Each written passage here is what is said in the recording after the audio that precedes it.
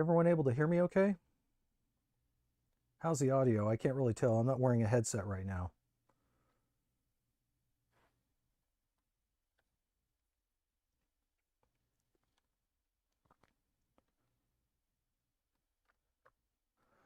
Hey there, Casey. How's the audio? Again, I believe I'm streaming now. A little low? Okay. Okay, Casey says he can hear me fine. I don't have any audio coming from the console, and what audio will be, I'll have it turned down pretty low because that's not really the focus of the stream. Okay, I'll try to crank it up just a hair. I don't want it to be too loud, so we'll see if that's any better. I guess we'll just have to play it by ear. Okay, so let's talk a little bit about this. So for a very, very long time, there have been the wishes of many for the Atari 7800 to have better output. As you know, originally it was a RF only output console, and for pretty much a decade now, the best that we've been able to really have from the console itself has been just UAV boards, which provided us with composite and S-video, and I'm sure quite a few people are very familiar with.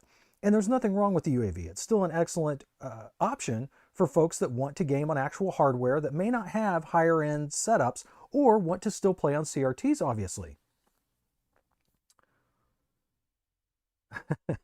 Well, it's about time, Casey. You've only had that thing in your hands for, it seems like, 2 months. Hey, but hey, feel free to go ahead and test it out, and make some comments here, and I'll make some advice or what have you, just to see what's going on. And perhaps when you see some of the things I go through on the 7800, you'll have a better idea of some of the things you can try as well with your RGB to HDMI Lumacode starter set. Okay, so let's talk a little bit about what this is all about. So Lumacode has been around now for, I guess, I've only known about it for a couple of months, really. I kind of heard rumblings about it about a year ago, but it wasn't really until I would say several months ago that it really started to gain my attention because it was available for the Intellivision, as well as a couple of other consoles that obviously I get a lot of service requests for. So as an aside, or because of that, I've been following it rather closely, and to be honest, I have invested quite a lot of money in the Lumacode setups to provide for people, because there is an initial, investment required for people that want to get started. But in a nutshell, Lumacode basically is a particular type of video output format. It is actually a very high quality composite black and white video image. It doesn't look exactly like a straight black and white image. It's got some additional data, I believe, embedded into it, but it is viewable on a composite connection on a television and will look like a very strange output. But that Lumacode is then interpreted by a device, a converter called the RGB to HDMI, and that project's been around for a long time. And as the name implies, it can take RGB signals, and using a Raspberry Pi Zero, in the case of what I'm using, it converts it and provides a fully digital HDMI output. And over the last few months, there have been changes to that to make it a little more accessible to the masses, in that it's now got an audio capture embedded board that can be added to the device that allows us to capture the audio and the video and mix them together and put them out together on HDMI, which is really nice. So it's been great. And I had heard for a while that a particular digitizer was being worked on, and I had actually seen initial programming code on the GitHub from Copper Dragon on this not too long after I started looking into it, talking about the 7800, specifically the Maria chip. And the Maria chip is the main graphics chip used in the 7800. And, and I'd asked about it, and some people thought it would never come to be. And then suddenly, all of a sudden, out of the blue, about a week ago, I was making a last... Okay, it keeps saying it's disconnecting and then reconnecting. Not sure what's going on with that. Any better? Yikes.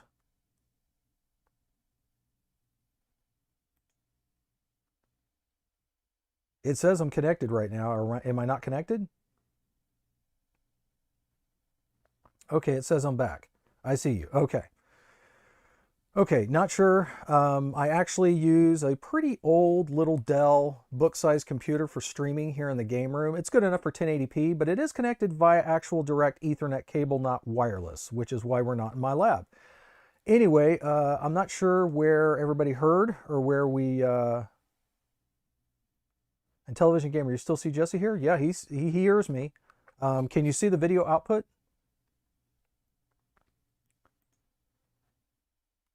I could stop the stream and try to restart, I suppose, if that's necessary or if that's required.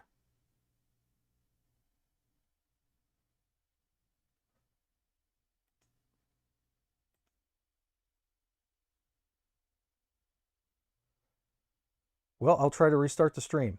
Give me one moment because from what I can see your all's messages just fine.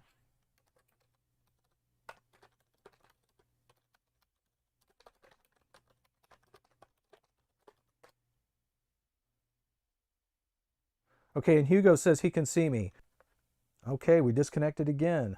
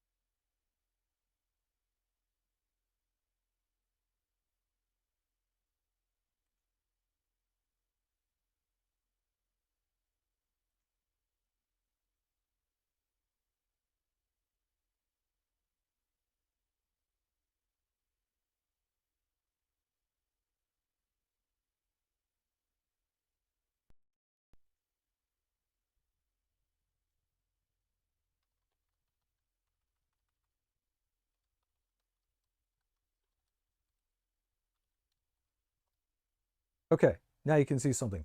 So what I did was I stopped the stream and I restarted it. So, well, I'm not sure, Casey. I mean, others are able to see it. Yes, it is the red, yellow, blue screen. It's just a sample test screen to show programming or for programmers to refer to make sure that when they're programming games that they don't really encroach into the red zone because that might be areas that are cut off on some CRT TVs. But I was just using it as a sample test display here. All right, well, let's go ahead and get down to things then. So long story short, I'm testing Maria Digitizer for Lumacode on a 7800 that is NTSC.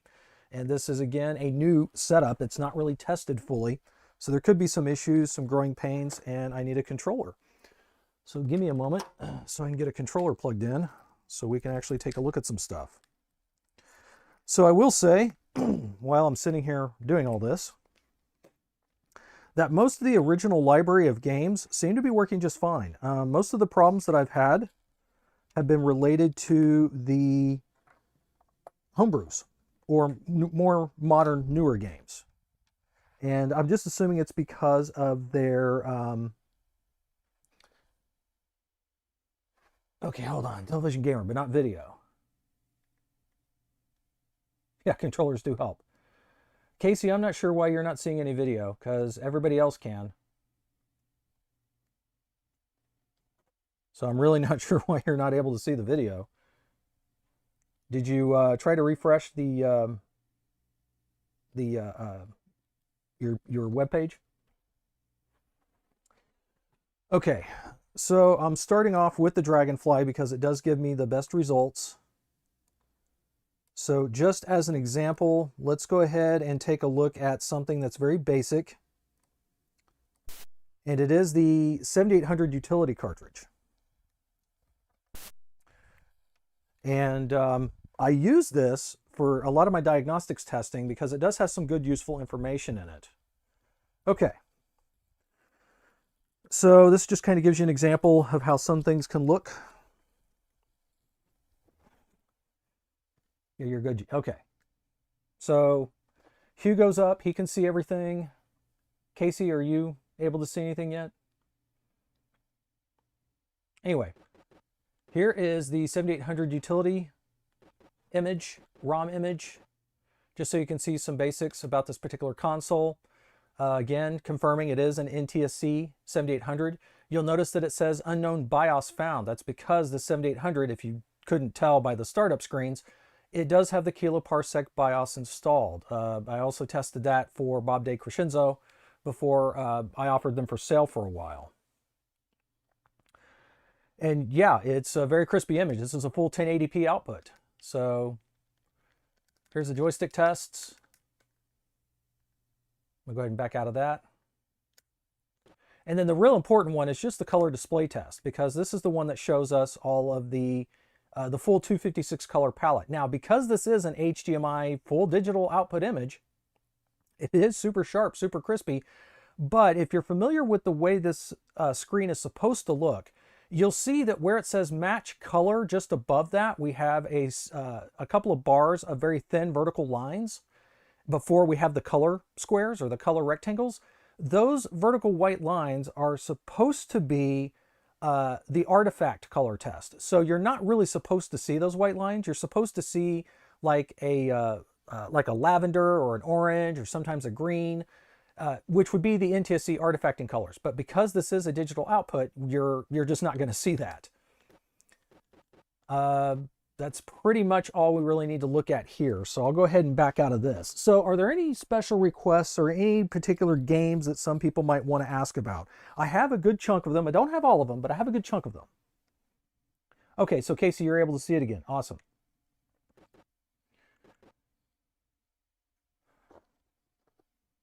So let's see. What is... Sorry, I'm trying to get up and off my couch, and my... rather filled out body these days tends to sink in a little more than I would like. Let's see here. Let me go ahead and we'll take a look at some of the original games just to give an idea. So let's see. What's a good one to use? Oh, I know a good one to use. I'm going to use the game Commando, just so you can get a good idea as to how everything graphically should look. Oh, Ball Blazer. I will test Ball Blazer in a bit. Ball Blazer is one of the interesting games. It's one of the originals that can sometimes give me issues.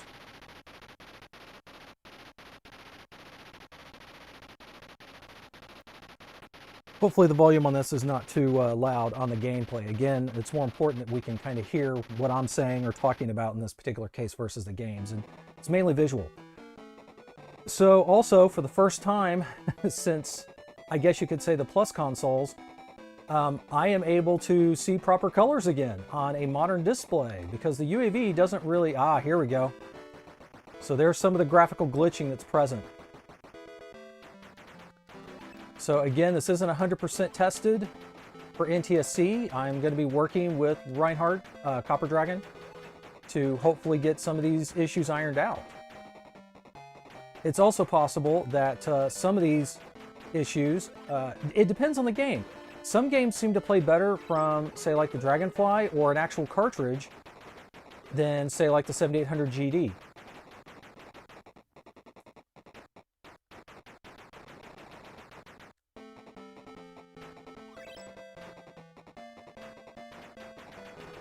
Okay, so that's the game there through the Dragonfly. So what I'm going to try real quick is, let me get the actual cartridge, and give me a moment. I'm going to disconnect for a bit so I can reach over to go get it. Okay, and I'm back. Oh, OBS shut off again. Reconnected.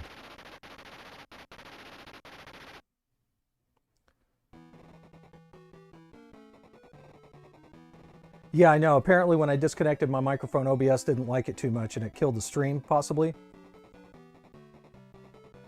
Okay, so now this is an actual cartridge instead of going through my Dragonfly. Let's see if it plays any better. Oh, yep, see, there we go.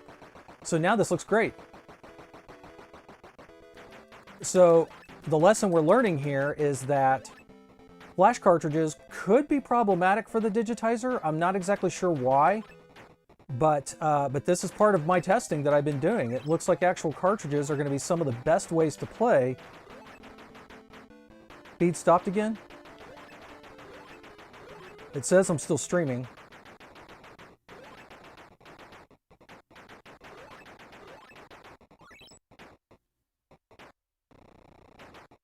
Oh, there's some glitching.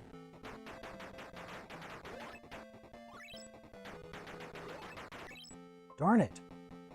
I don't know why EOBS keeps jumping off like this. Darn it. I don't know why EOBS keeps jumping off like this. This is a new one. I wonder if my connection is just not very good. I do apologize.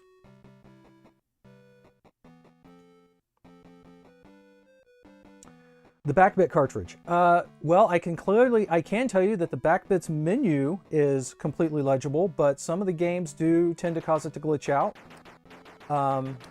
So we can take a look at that. Let me, I do have my backbit here. So that's Commando. We'll go ahead and pop in the backbit.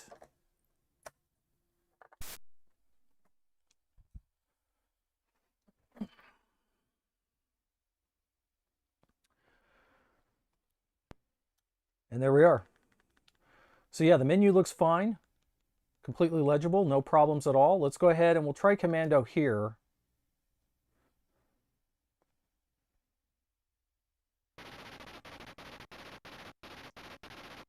It's weird, I'm not sure why the stream jumps off like this. I mean, according to OBS, my connectivity is excellent, but then obviously something happens because then it just cuts off all of a sudden. Not real sure what that's about. I do apologize. Okay, so let's see how this looks. Well, so far it looks all right. This is from the back bit. Okay, there was a tiny bit of glitching there along the top edge. I'm not sure if the stream will catch it, but I can certainly see it from time to time.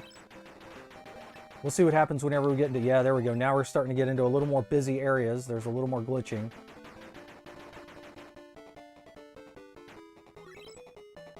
Just going to run through here.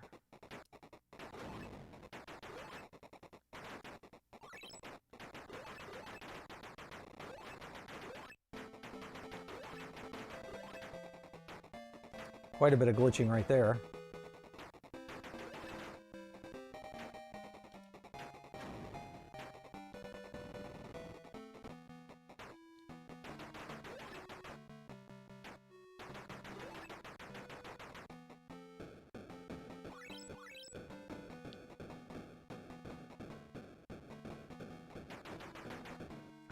Well, I believe I'm back up again now, Mark, so you might take a look and see, or refresh your browser to see if that helps.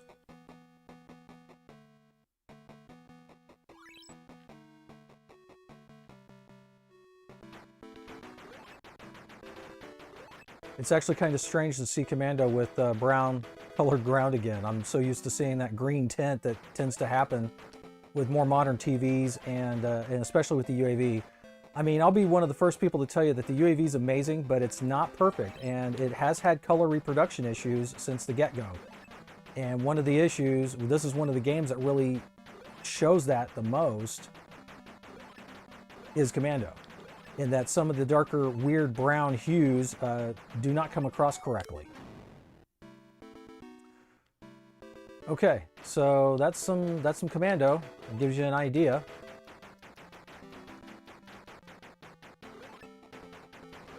There's quite a bit of glitching right there.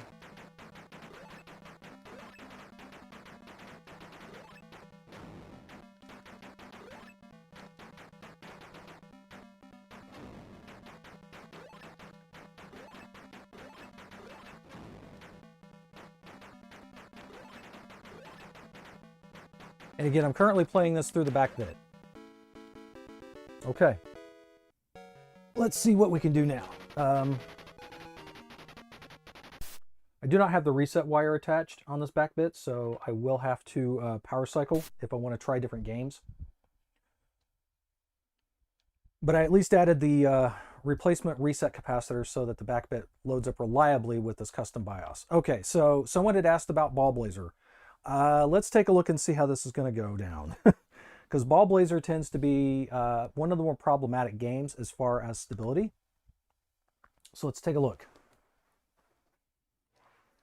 Sure, I can try Atari Warriors.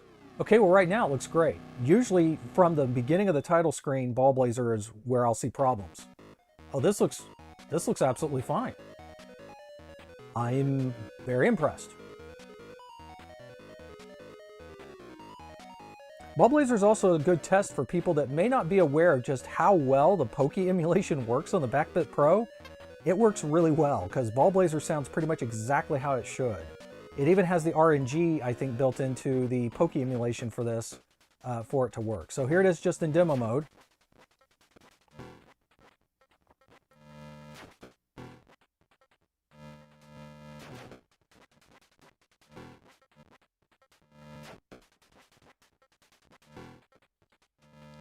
So actually, Ballblazer looks really good right now. I'm kind of surprised. All my testing earlier over the since last night and this morning up in the lab, Ballblazer was always giving continuous graphical glitches, but at least from the back bit, it looks to be fine. I'll also mention that when I tested Ballblazer from the Dragonfly, it also looked good. But when I tested Ballblazer from the 7800 GD, or an actual Ballblazer cartridge, there was some pixelization noise and graphical glitching that would occur. So yeah, it's looking great right now though. I cannot complain about this. The colors look proper, and it looks great. It looks amazing. Let's take a look at Atari Warriors. Again, we'll just use the back bit because it's already in place. We'll see how that works for us.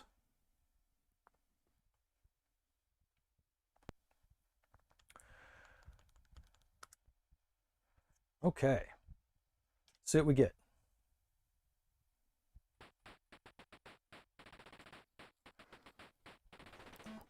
So far, so good. Now, I will have to warn, I am horrible at this game. I've never really liked Atari Warriors. In fact, maybe I'll just let it go on its demo mode so you guys can just take a look. So here it is running on its demo mode. What I think I'm most impressed with, and where I noticed the biggest difference, I mean, obviously it's much sharper. The colors, I assume, appear to be more accurate through the Digitizer Lumacode HDMI setup here over the S-Video. But one other area I can really notice it is since I upgraded my TV in the game room to a 4K display, the upscaling on the OSSC from my 7800 now produces much more shimmering artifacts on vertical scrolling games than it did on my old Sony that I was using prior to this. And my Sony that I had before this was a 1080p only display, but I think it handled the weird 960p output resolution that my OSSC setup puts out for these systems, and it just scaled it better than the current 4K does in the game room, which is what we're using now. So yeah, Atari Warriors seems to be working just fine. There is a little bit of noise at the bottom, but it's hard to state if that's actually noise or not because, and Hugo can also elaborate on this as well, anytime you get a video upgrade on a lot of these consoles, you start to see extra stuff in the video output that you never saw before, because on a CRT that information was cut off and you couldn't see it and you weren't meant to see it. But with video upgrades that we have now, they show everything that the system puts out.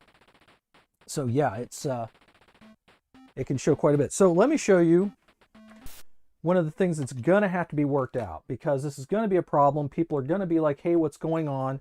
Let's take a look at the 7800 GD cartridge, because this is by far really the most usable flash cartridge for the 7800 that can run everything that people are going to want. And already right from the get-go, there's something wrong with the title screen. It doesn't look right. And now that's supposed to say initializing. And now we're looking at the menu, and you can see that this is not correct. So what's happening is not all of the video modes that the 7800 can do are supported yet by the Digitizer. And I'm guessing that the menu for the 7800 GD is possibly using one of the 320 modes, because all of the games that use this mode kind of look like this or have an issue like this. Yes, exactly, Hugo. Like the Sega Genesis dancing sprites. Those are called the cram dots. And basically what that is that's palette data, video palette data being refreshed in real time in RAM. And in the case of the Genesis, that was always visible, but it was cut off, so you didn't see it, but it was always actually being displayed in the output. Something similar happens with the 8-bit, with the Atari 8-bit line and the 5200. And unless you have something like a Sophia, or I think maybe the Spectre AV, I haven't used that myself, but if you have something that's got a vertical gate or what they call a V-gate cutoff circuit in it, then you can eliminate some of that. And we can do that to a degree as well with Lumacode, because the RGB to HDMI gives us some options in the geometry settings to essentially create masks, where we can kind of cut off some of that extraneous data on the side. So yeah, this is one of the problem children right now. Is it's very difficult to see what's happening on the 7800 GD, because the menu is just kind of not able to be seen. Now I'm actually able to read this a little bit. So this is my Bob Decrescenzo setup here. Let me see if I can tell what we've got. Okay, there's Pac-Man's 40th anniversary with no scroll. There's the normal Pac-Man 40th anniversary. So let me show you what happens now. Yeah, so again, this doesn't look right because it's in 320 mode, and I guess the 320 modes just aren't yet really supported. So let's just go ahead and start up a game of Ms. Pac-Man. And there's quite a bit of glitching on this one. I mean, the game plays otherwise, but yeah, it doesn't look right. We obviously don't have all of the colors being rendered properly, and we have extra noise showing up that's not supposed to be there. And that's just because some of these video modes just aren't supported yet.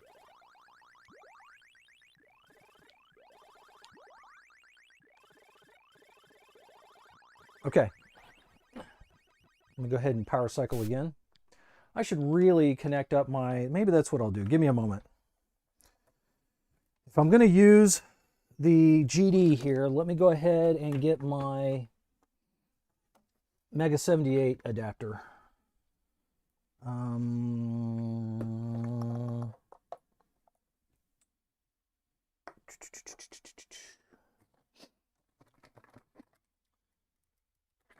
Here we go.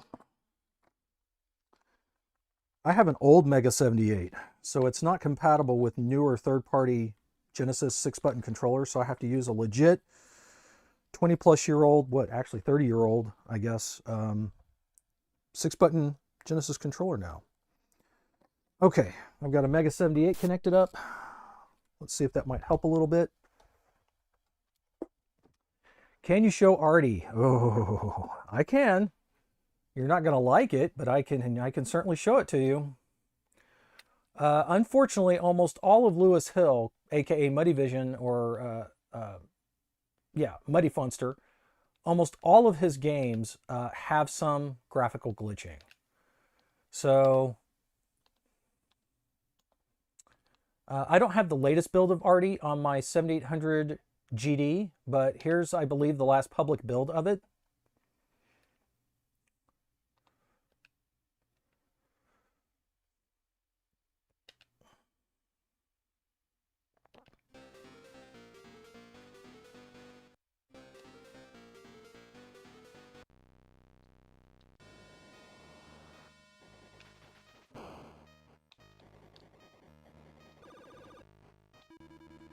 Now, it could also just be me. I beta tested this game, and for some reason, it kind of feels and sounds like it's running sluggish.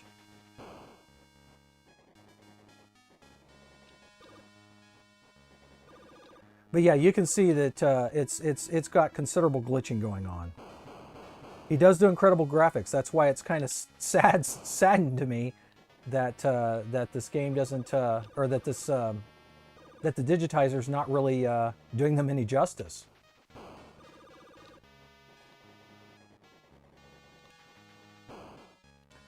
Okay, let's see if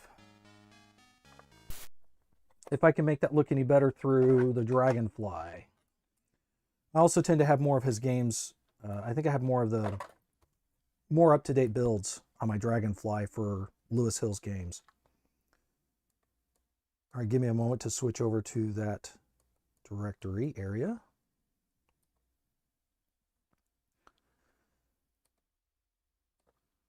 Okay, I believe this is the final version of Artie that was sold by Atari Age in, I guess, I guess it'll be sold by opcode now. Is that what's going on with that?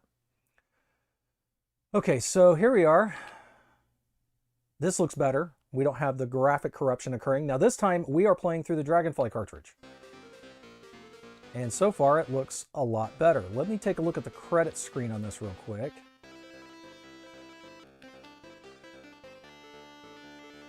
Okay, that looks okay. Instructions. So far this looks pretty good.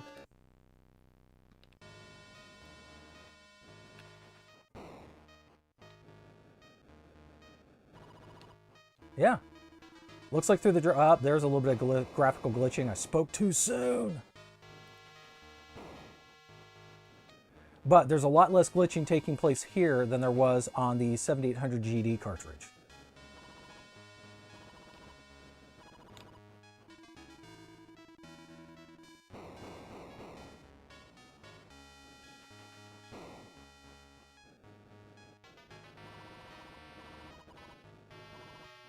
Okay. So I guess that kind of gives everybody an idea as to how this game kind of looks. There was some sprite corruption there. And that's kind of how we can tell the difference between this being an issue with maybe like power related, or maybe the cables being too long, versus something that it just can't handle. And that's because it's following sprite characters whenever a lot of the glitching occurs. And it's interesting because a lot of this glitching also occurs on the back bit, even just through a normal AV upgrade. So, but that's because the back bit has a difficult time with handling, with being able to emulate all the different instruction calls and everything, I guess, that are being done. Because Lewis just basically is pushing the 7800 to its limits on everything. Okay, let's see. What else do we want to look at?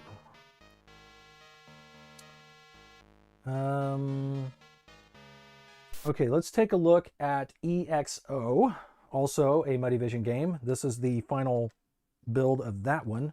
This is not the collector's edition version, which does have some slight changes done to it, but this is essentially the first release version, and still gives us a good idea as to how it looks. Okay, Pokey detected. This looks correct so far.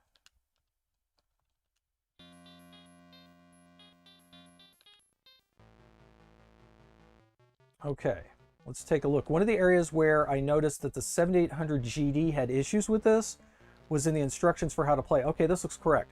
So the rendering for the joystick controller and the little buttons down there had a tendency to look pretty messed up on the 7800 GD when I was testing before.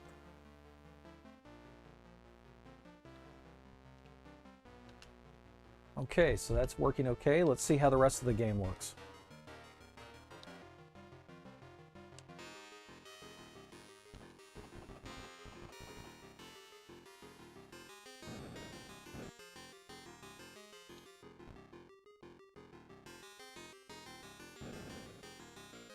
So far, so good. A little bit of glitch there.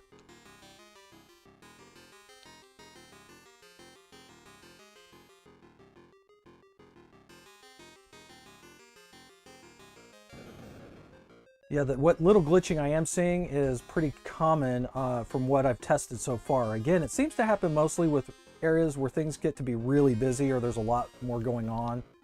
Especially here, yeah, we saw a little bit of glitching there. And again, you can see that a lot of the glitching, it follows the sprites. That tells us that it's not really like the cables or some noise or something like that that's being introduced. It's definitely something in the rendering that's just not working like it probably should be. At least not yet.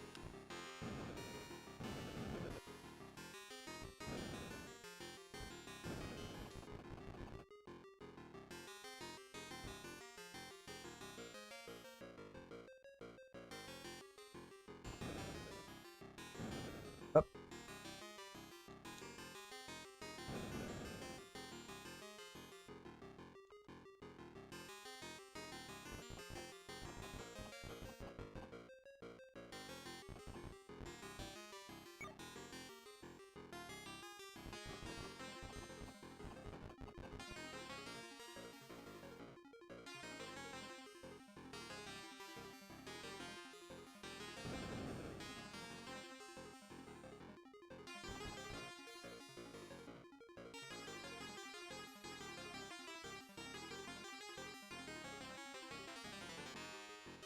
Keep mistiming it. Anyway, that's EXO. Let's see what else we want to take a look at. Okay. Let's take a look at Keystone Coppers. This is another one that could be kind of hit and miss on how well it works, or it may have graphical glitching that takes place.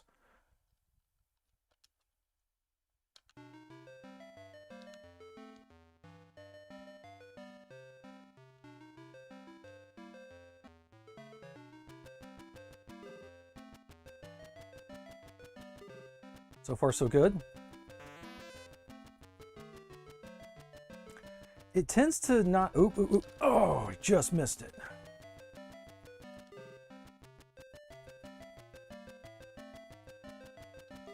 Yep, there we go. For some reason, this screen always has glitching on it.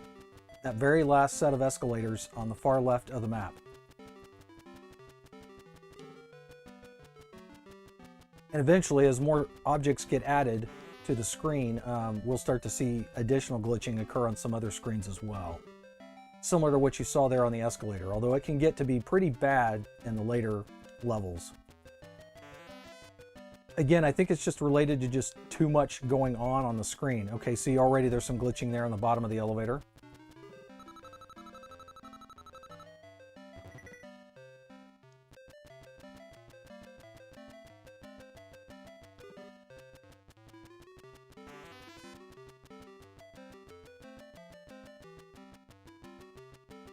It's going up, not down, unfortunately. All right, let me try restarting this at a higher level.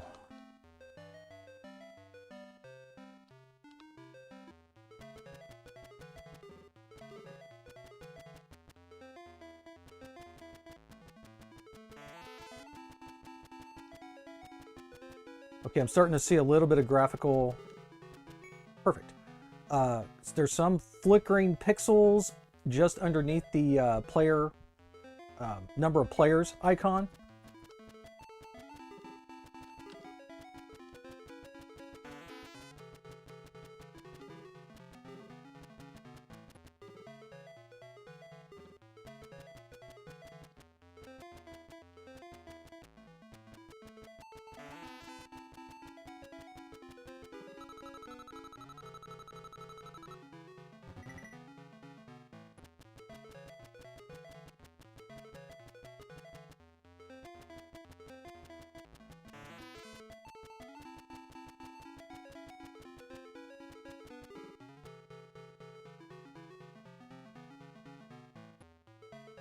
Okay, okay, just popping in to say hello, looking good. It looks good for the most things, yes. Can you try the same game on the back bit? So this is on the game drive? No, this is on my Dragonfly right now, Hugo.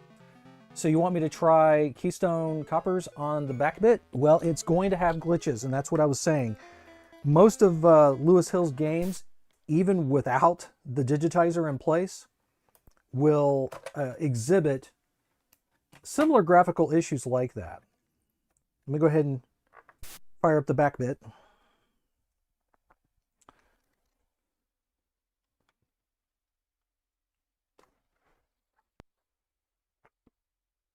But yeah, I'll be happy to show you. Okay, let's see. I believe that's going to be 7800, work in progress, Lewis, Keystone Coppers. Okay. Is Dragonfly available anymore? Nope, not really. I done broke it. What'd I break? So, right now, from the get-go, you can see that even on the title screen, it's kind of a mess. So again, it's interesting that different flash cartridges give different results.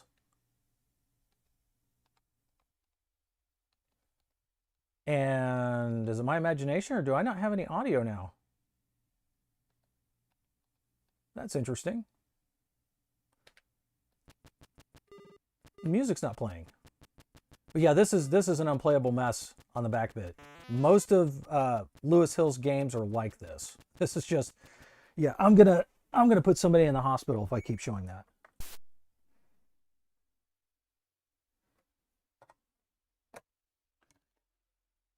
So let me show you something interesting. So what happens if you want to play a 2600 game? We've been doing 7800 stuff all this time. What do we do if we want a 2600 game? Well, this does work. And it works quite well. But, hold on, let me read the chat. Do you have this on physical? I do have Keystone Coppers physically. Do you want me to pop that in?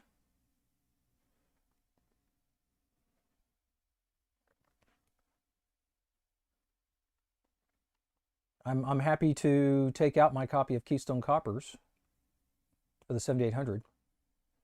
It might be the only game besides the EXO Collector's Edition that I own from Lewis Hill for the 7800.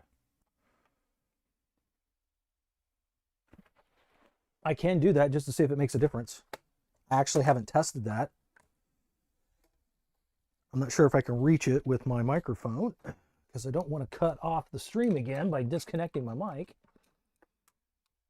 So let me see if I can... Okay, here we go.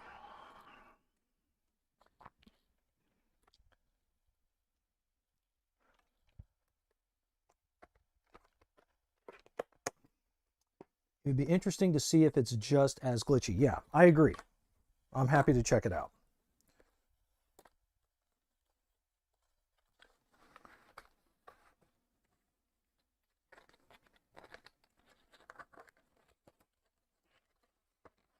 Okay. I've got the cartridge. Popping it straight in. Let's fire up the console. Let's see what we get.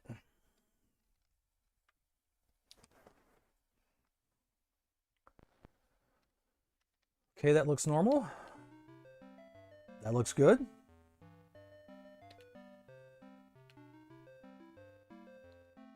Looks good so far. I'll go ahead and just start on a higher level.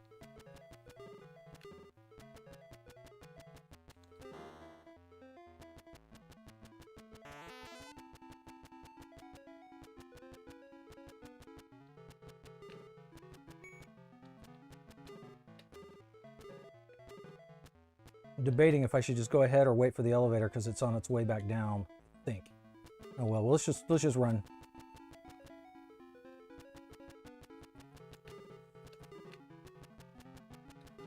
Hey, this screen's less glitchy this time. I saw one brief little pixel flash, and that was about it. Ah, there's some right there at the bottom of the map screen.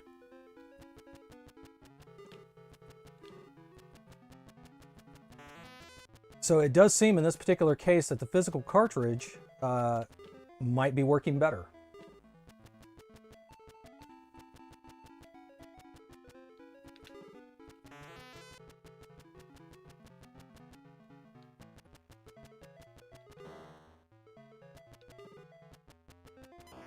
Ran out of time. That's all right. I wasn't really playing very well there anyway, was I?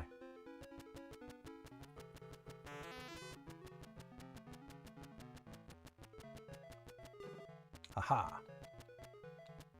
Open for me, elevator door. There we go. I should also check out if EXO, if the physical cartridge version of that plays any better, but I figure some folks might have other games that they'd rather look at.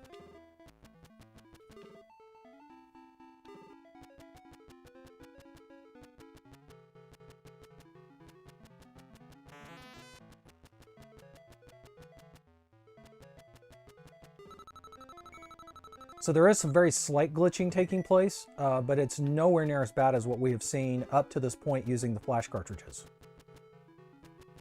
This might be the best I've seen it look so far, as far as a stable image. Ha.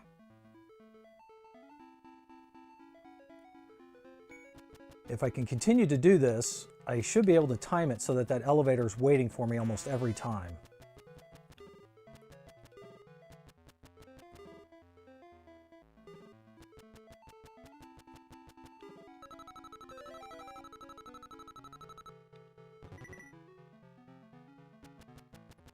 Let's see what happens when we get to the... Okay, well, so far it's still a fairly stable image.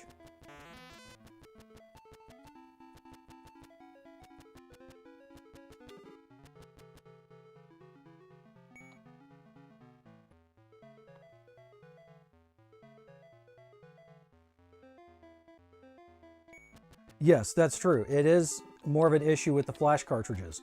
But that does bring up an interesting point and a problem, because a lot of people own these flash cartridges, not just the back bit, but also the 7800 GD. That's basically considered the, what is it the kids say these days? The GOAT of flash cartridges for the 7800, because it can do everything. But if it has graphical glitches, for whatever reason, that's a problem. And one thing I have noticed with the 7800 GD is that part of the reason why the games look as good on it as they do that I have shown you is because I have the screen break function disabled. I found out that with that enabled, it causes a lot more glitching, which doesn't surprise me with the way that that screen break works. Is essentially, I believe the cartridge is listening in between frames on the game graphics, or it's between frames, looking for the controller combinations so that it can access and pull up the built-in on-screen menu. And so that's probably interfering with the timings, the video timings. So absolutely, that's probably going to cause a problem with something like the Digitizer. If you haven't followed the GitHub that Copper Dragon has for this, where people can post about their experiences, it was recently discovered and found out that people that have Tim Worthington's RGB board and also try to use the PPU digitizer for Lumacode output, they have to disable the de-jitter circuit on the RGB board, because the de-jitter circuit interferes with the signal and will cause graphical glitching of the sprites on NES games. So that's one of the interesting things that kind of goes along with that. All right, so let's take a look at some 2600 stuff. I know that seems boring. 2600, we have tons of options. Well, the 7800 can do both. So it stands to reason that the Digitizer needs to be able to do both, and it can. We only need one Digitizer, but the way it works is a little weird. So my understanding and how Copper Dragon explained this to me is that in 2600 mode, the Maria Digitizer is actually emulating all of the output from the 2600 side. So I don't think it's really using the TIA's video in a way that it does with the TIA Digitizer. But it doesn't have the ability to switch its profiles for this.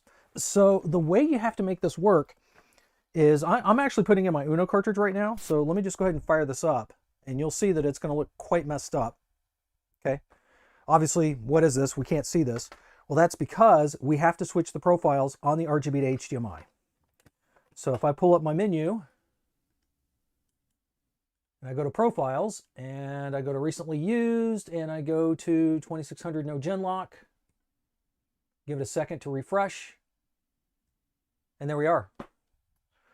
We have 2600 working fine on the 7800 console. And again, this is through a single digitizer. So it does require, if you switch between playing a 2600 game versus a 7800 game, you're still going to have to switch the profiles to reflect that on the RGB to HDMI. But once you're at that point, actually, I just thought of something I need to check on this.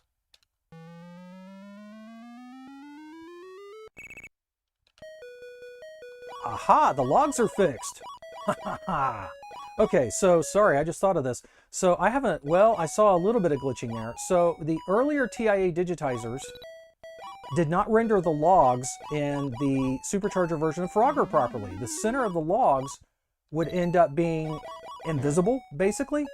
It was still present, so you could jump there, you just couldn't physically see it on the screen. So the logs basically looked like they were two short log sections. It has been corrected now with this digitizer. I've also been told that the current TIA digitizers should have this fix already in place as well. So chances are, if you bought a TIA digitizer within the last, I'm going to say probably month, then the issue is probably not going to be present for you. But in my Lab 2600 Junior that has an earlier TIA digitizer in it, it does still have the graphical issue with these logs. But that's working fine. I mean, I still see a little bit of rendering issues when the logs first come onto the screen, but nowhere the way it was before. It's working. Sorry, let me check the chat here. Okay, check your buy trade Discord section. Oh, okay, that's other stuff. Seems to be more of a problem with flash carts. Okay, we already talked about. Would be interesting to see if it's just glitchy. Okay, So it doesn't look like there's really anything new there. Let's see.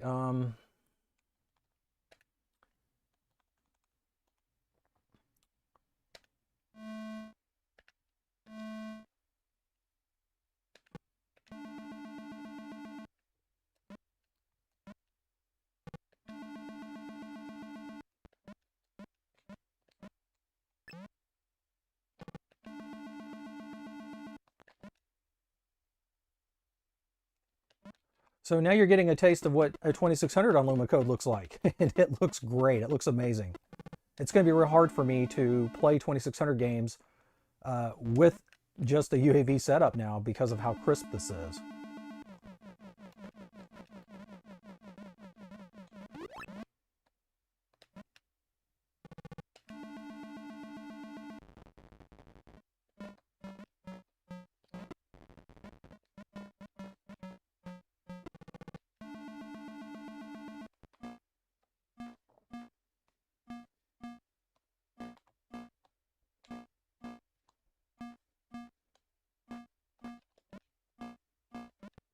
Oh, jump too soon.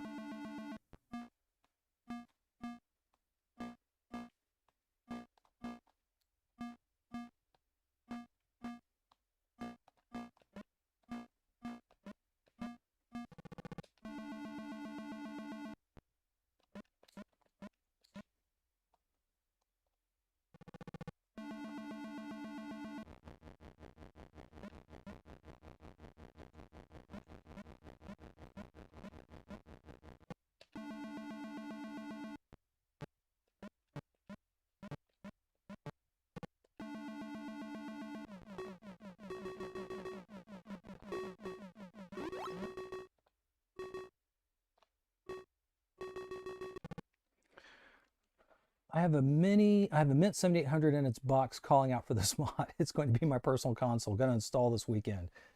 Hey, I'm really hoping that we can get some of these issues resolved. Some of it may require firmware updates, and if that's the case, if you've read the GitHub about this already, Copper Dragon has stated that folks that have the Maria Digitizer now, once shipping has been figured out, we'll just say for the US again, hopefully it's sooner rather than later, then once the Maria issues are essentially resolved and it's considered NTSC ready at that point, then I believe he is going to offer exchanges for those that have purchased the Digitizer for NTSC consoles.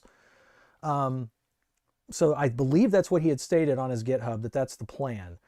Or if they want, then they can send their TIA digitizers to him, or I'm sorry, not the TIA, but the Maria digitizers to him, and I believe he can update the firmware if needed for them as well. So there will be options, and again, you know, this is the early testing phase of things. But let's see, I was trying to think of something. By the way, I used the Uno card on purpose because I figure some people would be interested to see what the menu looks like, since it does use a form of interlacing for that to work. And similar to that, here is the Plus cart.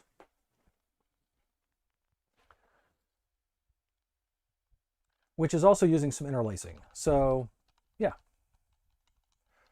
Let's see, let's go to recently added. Let's see if there's anything new since I last checked. I'm sure there is. Dasher. Yeah. If I want to really frustrate myself and throw a controller, Dasher's the game to play for that, sure. Okay. One thing I am curious about, I haven't really tested this myself, but I've been told that it looks really, really good, and that was that one of my clients that has a 2600 Lumacode setup I did for them said that the Champ games look really good. And I have no reason to disbelieve that. Let's see. I might choose one of them here. I have quite a few of them. I don't have all of them, but I have quite a few of them. Let's see. I know everyone likes Gorf Arcade. I might try the new Tutankhamun Arcade. Not very good at it. It's another one of those that really seems to benefit from a dual controller setup, which I know they were showing off at PRGE when this was first being sold last year. Let's see here. Get the cartridge out. Trying to get the cartridge out. Okay.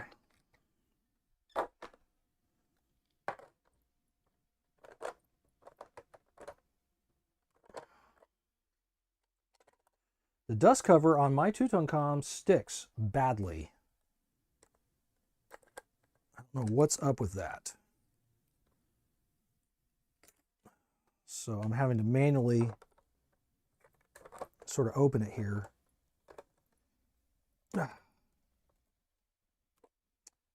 Nope, it won't disengage.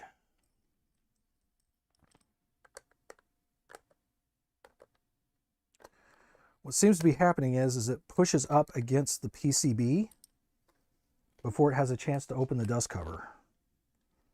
And as a result of this, it kind of gets stuck.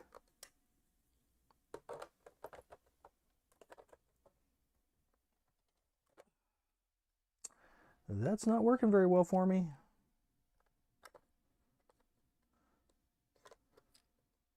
I may have to, I don't know. Keeps slipping out on this. Well, maybe I just won't be able to test Tutankhamun because I can't get the cartridge to open up for me. And it's not the dust pegs. I have the dust pegs. They're there on the slot. But the cartridge is not wanting to open. I can manually put something inside of there to open it up, but it's not, it won't stay, of course.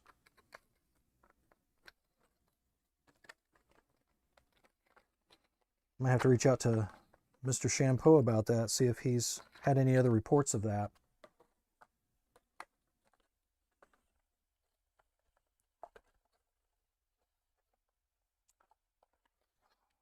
Apologize, guys. I'm trying to get my game put back into the box here. Okay.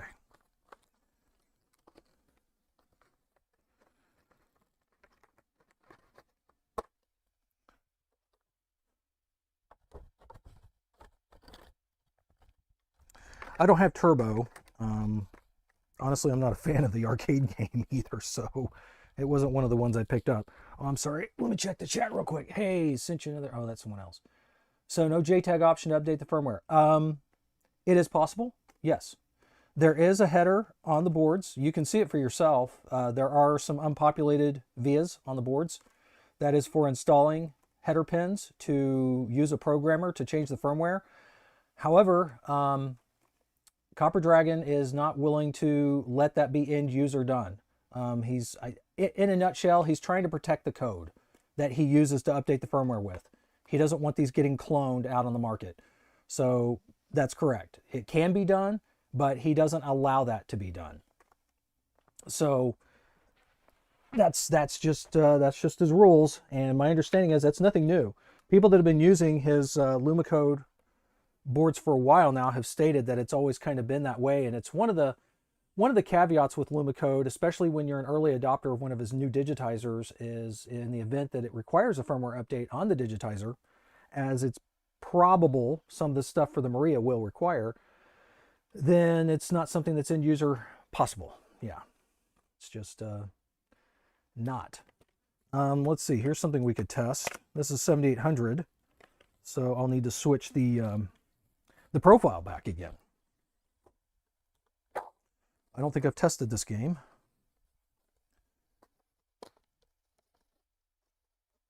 Yes, same with Crayon. Well, there's a little bit of a difference there. What Crayon has told me is that the code portion of his boards is essentially the property of someone else that just hasn't given the permission to allow him to put it out there. So it's kind of a two-part, there's kind of a two-person involvement, as I understand it, with Crayon's boards. Okay, so this is not going to look correct because I am in the wrong mode, wrong profile, and that was on purpose. But yes, this is Popeye. So let me go back to profiles. Let me go to recently used. And 7800 Lumacode. Return. There we go. We have Popeye.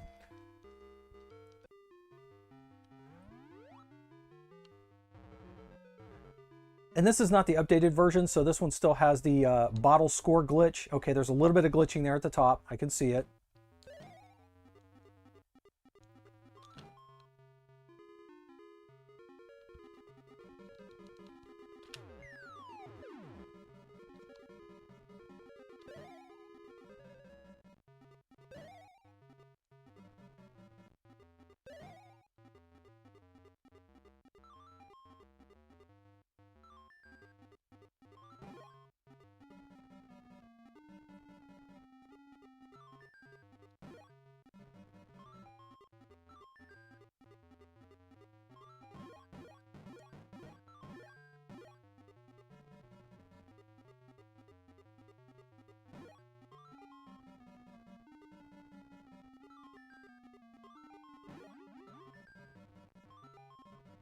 Yep.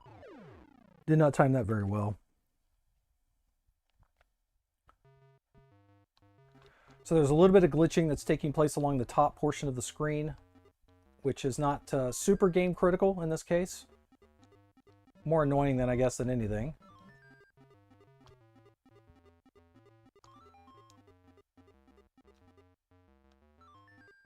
Looks like it might be getting a little worse, either the longer this is running or just probably with more stuff on the screen.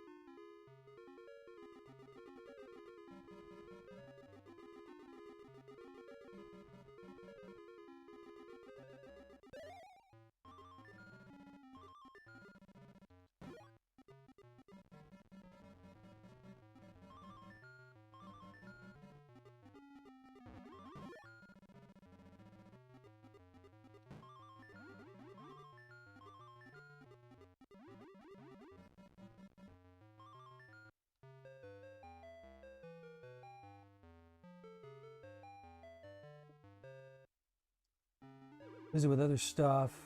Plus I got all my packages today. Is this install a drop-in or does it have to be soldered in? It's not going to be super user-friendly, no. Because it sandwiches between the main board and the Maria, almost identically to how it would be done on the TIA Digitizer on the 2600 or the GTIA on 5200 8-bit consoles. Because a majority of the NTSC 7800s do not have that chip in a socket, the Maria will have to be desoldered from the board and a socket installed. And as, oh, there's some slowdown there. That's interesting. I wonder if that's normal in the game at this point? I don't think it is.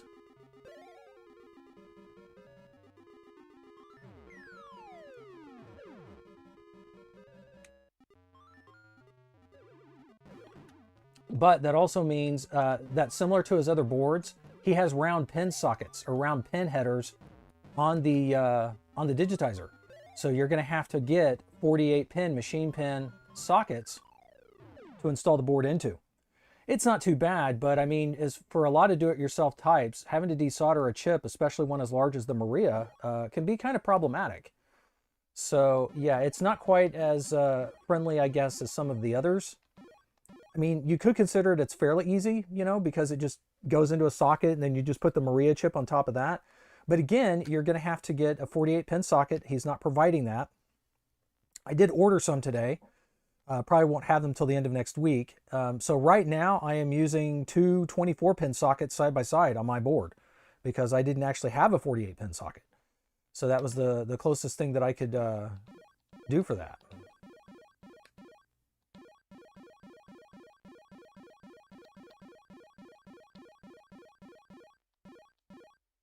Anyway, So that's Popeye. Popeye looks pretty good. It has a little bit of glitching, but otherwise it's not too bad. Let's see. I know one game I want to show. Let me get Popeye put back up.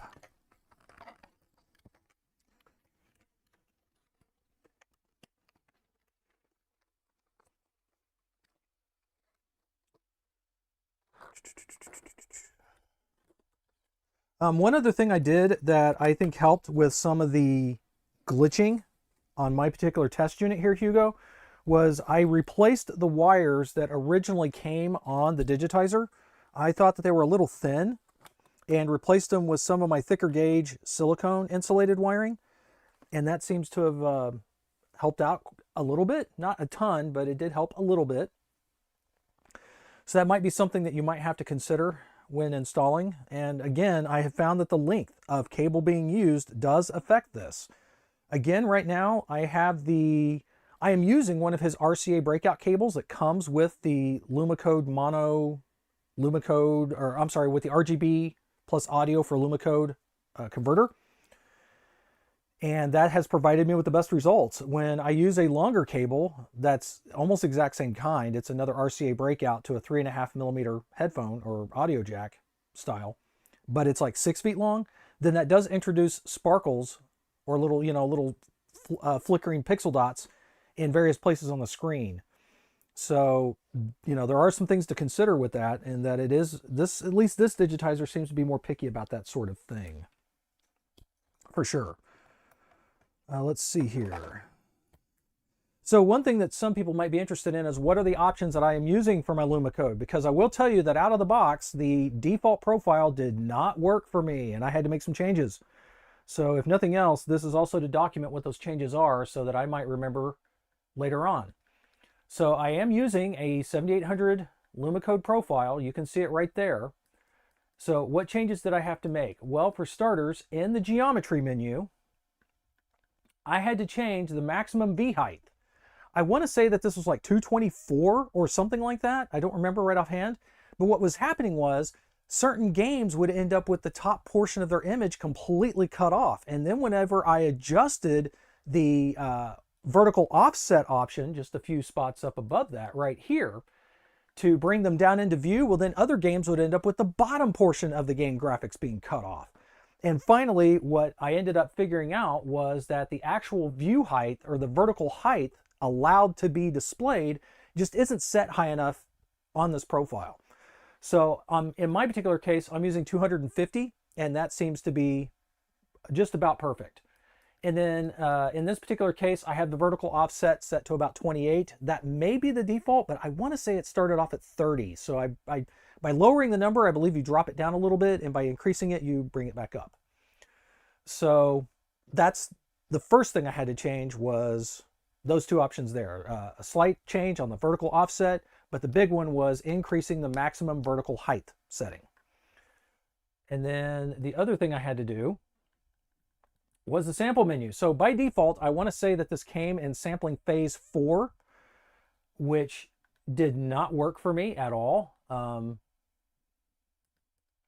Let's see, let me go ahead and I'll get a sample, excuse me, I'll get a sample 7800 image up so we can see. Oh, now it looks okay. Okay, there is still some speckling going on there. Okay, good. Well, the Dragonfly background looks fine, but on the logo loader there for a second, I saw some speckling in the background.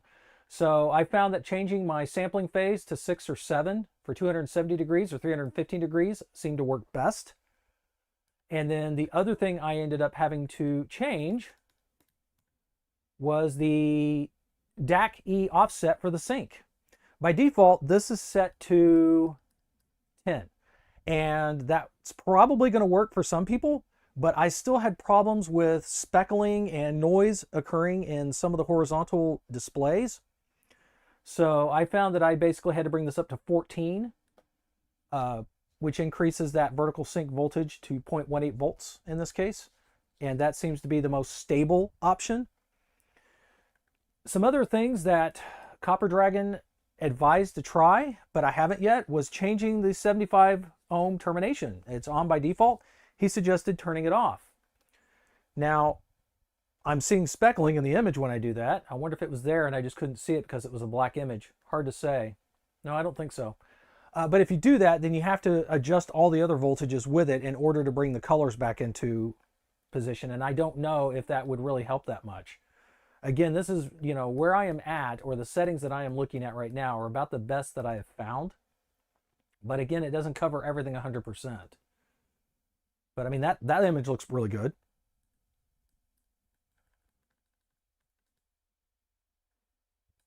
And I'm just going to save that really quick. Okay, and let's see, what resolution are we on? I believe this is just 1080, if I'm not mistaken. No. Okay, it's showing the source there. So, oh, yeah, 1920 by 1080 is the Pi's output resolution right now at 60 hertz. So that's what I'm using. Even though this is a 4K display, it looks fine at 1080, and the scaling just works well for it this way. I think I have tried to mess with the 2K option, and I think the problem whenever I increase the resolution, the monitor or the TV can handle it, but what ends up happening is, for whatever reason, it starts cutting off some of the graphics on the top and bottom. So for being able to see everything that you're supposed to see and filling as much of the screen as it should, this 1080p seems to work best. Like those old RF cables that are thick and shielded. Would the cable off on an RF be good? Are you talking about from connecting from the Digitizer back to an RCA jack? I assume it would be. It would probably be overkill, in fact. But yes, I suppose that could work. Again, I want to say I'm just using 24 gauge stranded hookup wire that I have. I get it in spools of different colors, and it's silicone insulated, so it's real flexible, slick, heat resistant, of course, so I don't have to worry about the insulator shrinking up on me whenever I tin up the wires and solder them into place. So it's good stuff, but it doesn't work for every application. Again, at 24 gauge, it's a little thick in certain use cases. Let's see. I'm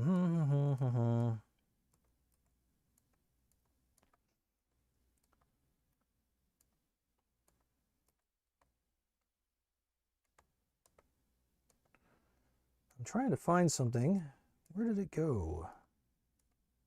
Ah, here we go.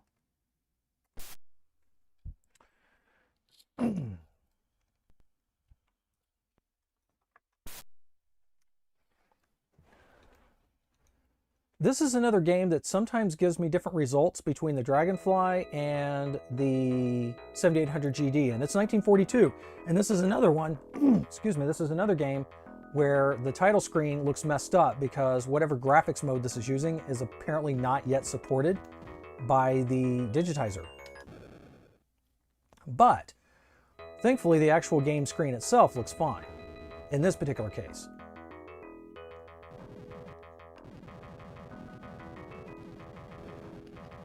This is an older build. I don't know that this is using the FM Yamaha audio. That's why it's on my Dragonfly. But I think newer, more recent versions of this game use Pokey audio now. I haven't looked into that. Do I think it would be better that way? Well, I mean, certainly you're going to get, best possible signal clarity if you're using something like the old RF cable because it's fully shielded. But I think that would matter more on the exterior run. In other words, from the cable going out back to the RGB to HDMI, unless that's what you're talking about, in which case I guess you could try making a customized RCA cable like that. You could also probably get a coaxial cable designed for subwoofers, like a digital coax cable that has RCAs on it. That should be properly shielded, and that could probably work as well. I haven't tested that, but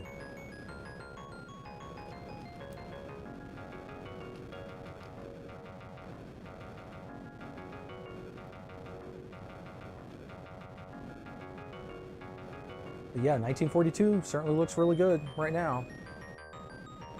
I think occasionally there might be a little bit of glitching that will come up on this while playing it, but for the most part, it's working really well now. When I first tested it last night on my 7800 GD cartridge, it was a right mess. And that was because I had the brake enabled on the cartridge. So again, once I disabled the brake option, which is again what lets you break out to the on-screen menu to save states and enable cheats and things like that. Once I disabled that option on the 7800 GD, a lot of games started to look and play better.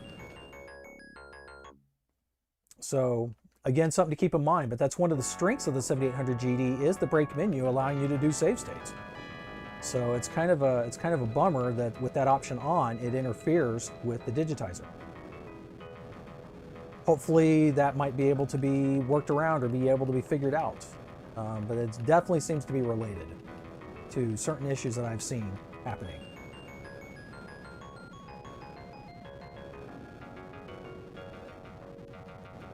$1942. Would be nice if we could ever see this on physically in a cartridge, but I don't think that's ever going to happen.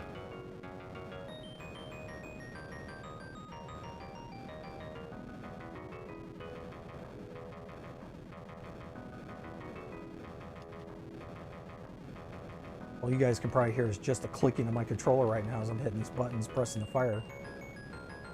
What do we got here? Okay, great. We'll catch the rest of this when I come back. Yeah, I'm not sure how much more I'll stream. I mean, I've shown pretty much a good sample of things. People probably have a pretty good idea as to what to expect. I mean, it's already in a very usable state, much more than I expected, honestly.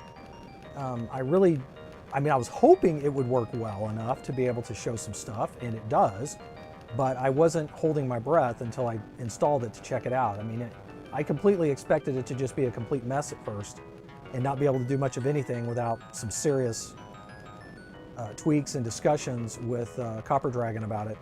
But thankfully, for the most part, it's just about there. It really is. It's really close. Again, it's just kind of unfortunate that it does seem to vary and fluctuate on how well it works based on the hardware you're using.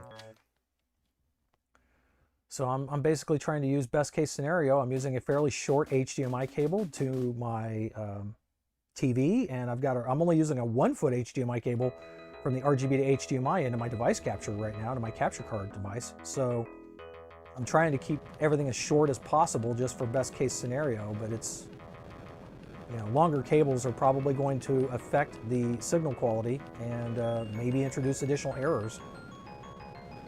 It's entirely possible. I know that up in the lab, I use like a 25-foot HDMI cable, which is not the absolute maximum length, but pretty close to where anything beyond that, you really need to have a booster or an amplifier to break out the HDMI to break out the signal on standard HDMI cable.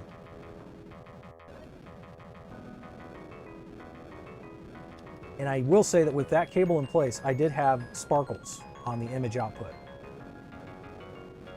which you're not seeing here because, again, I'm using much shorter cables. Okay, let's see. Is there anything else that people? No, they're not ED meds. I guess I'll have to go back and reread to see what the context is there, what we're talking about. Or did I say something that could be misconstrued? If so, I apologize, and I wasn't paying attention.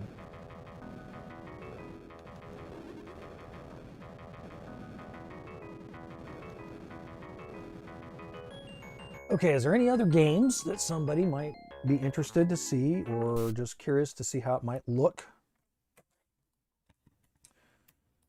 Let's see, I already showed what flash cartridges pretty much look like. Again, the 7800 GD is kind of a unusable mess right now.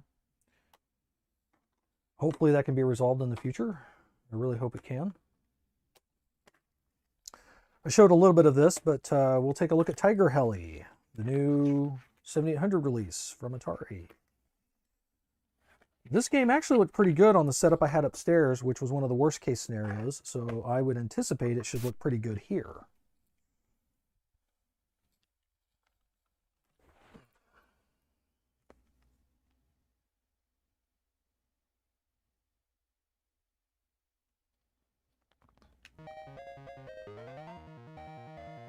I'm still not very good at this one yet either.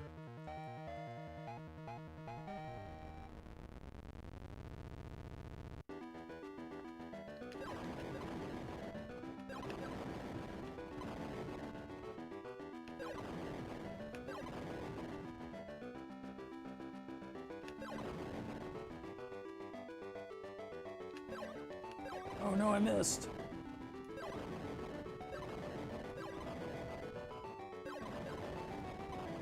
No bonus buggy car for me.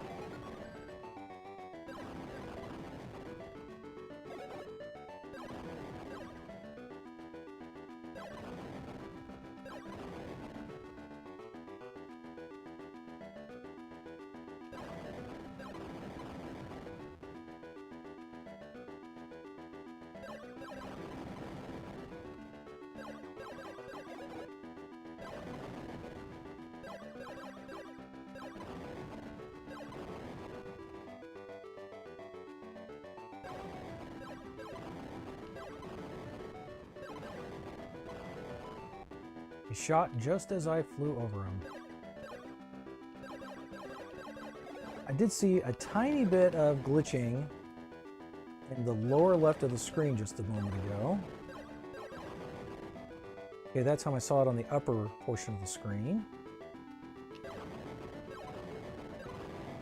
Wow.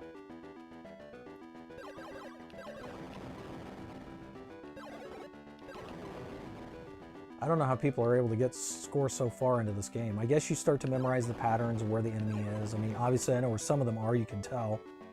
Just based on where my placement is, that I know where to expect some of them, but...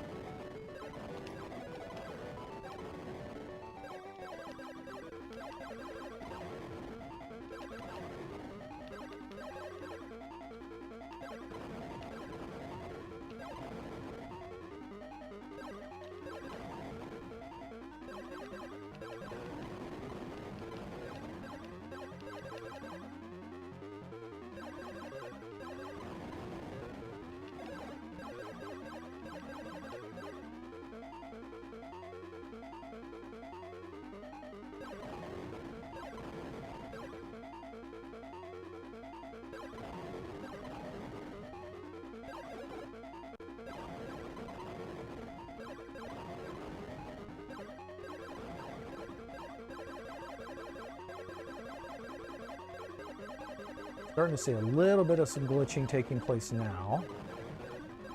I'm not sure if that's being caught in the stream or not. YouTube compression doing all this fun stuff that it tends to do, but...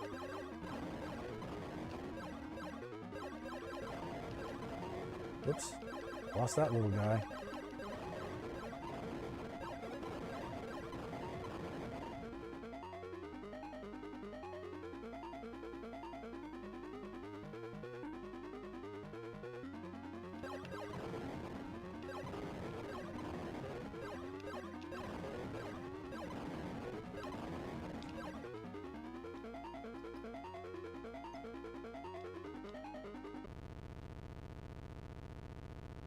That's just stage one. Goodness.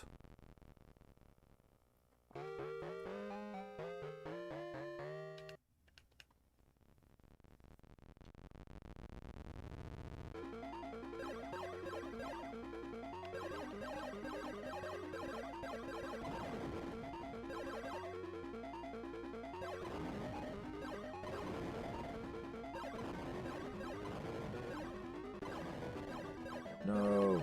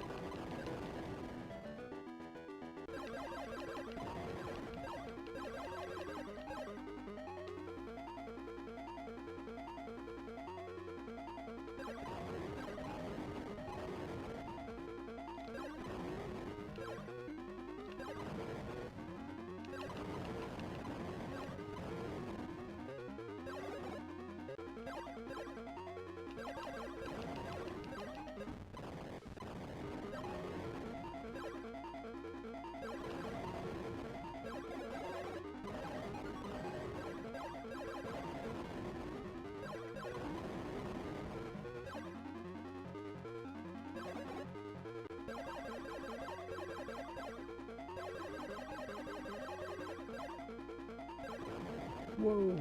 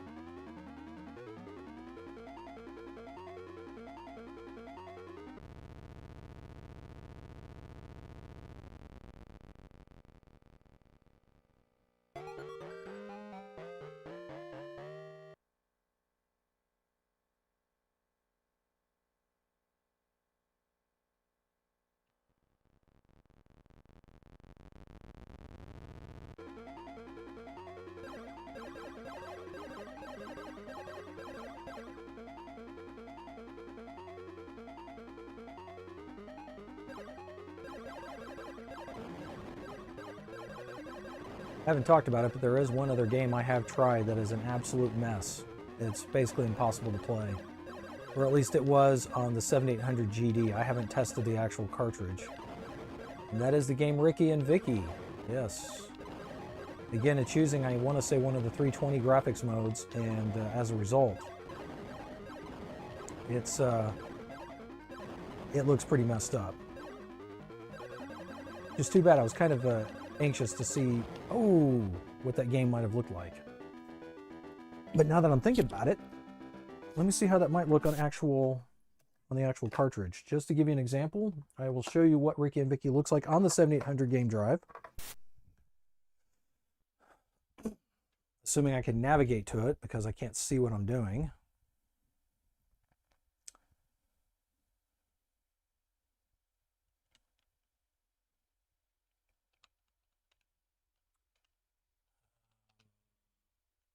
Okay, I believe that's Ricky and Vicky right there.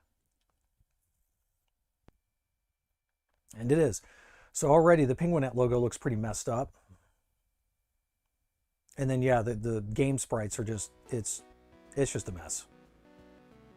So, yeah, Ricky and Vicky, not happening.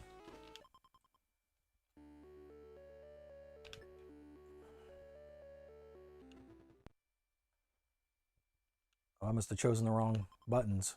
Okay, let me try this again. There we go.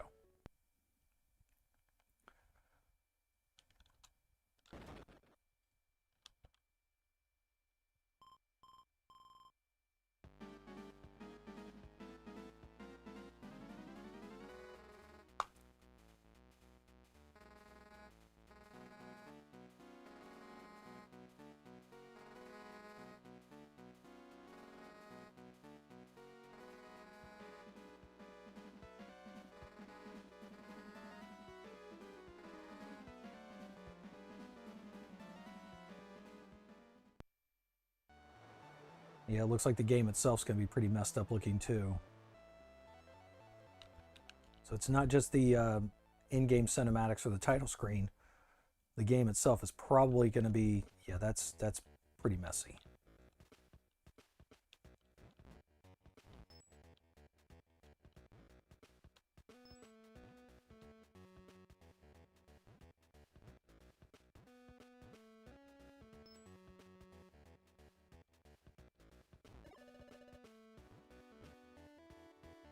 Yeah. And I don't think it's going to look too different with the actual cartridge, just because, again, Ricky and Vicky's using a game mode that's not yet being rendered properly with this. So the Digitizer just doesn't know how to handle this yet. And what's caught up here? Okay. Again, I don't think the actual cartridge is going to behave any differently.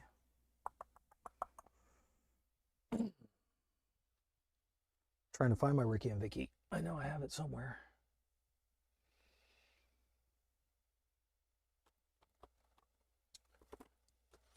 Oh. That's right. It's not with the other games.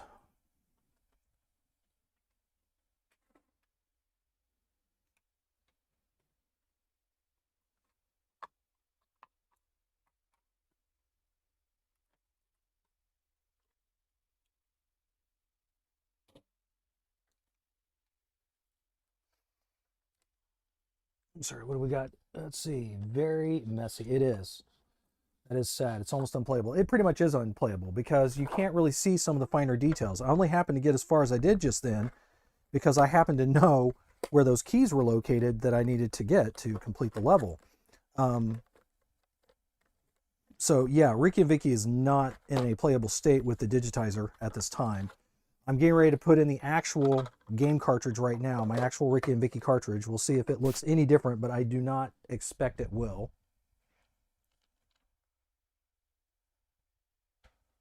Well, that certainly doesn't help. It came up with kiloparsec because it didn't even detect the game. Let's try that again.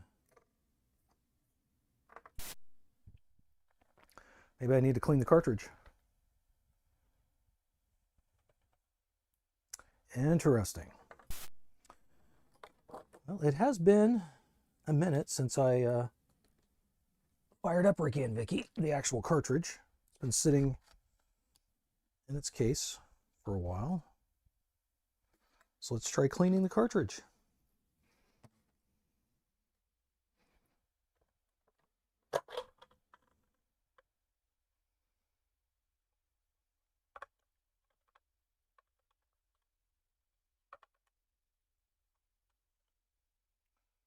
Well, it doesn't seem to be too bad.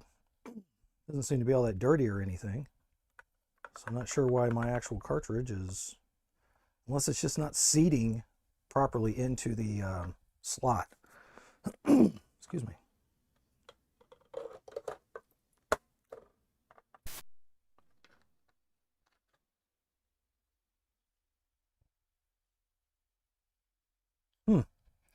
Well, that is interesting. I'm not sure what's going on with that. Let's chat here. Almost unplayable. Here's my proper account. Here's your proper account. I guess I'm not following. I thought Zero Page Homebrew was your proper account. And hey, welcome James to this live stream. I'm trying to get my Ricky and Vicky cartridge to work in my test system, and it's not happy about it. Not sure what's going on with that. I wonder if this is a case of the contacts. Just that. Did the stream get cut off again? Yes, it did.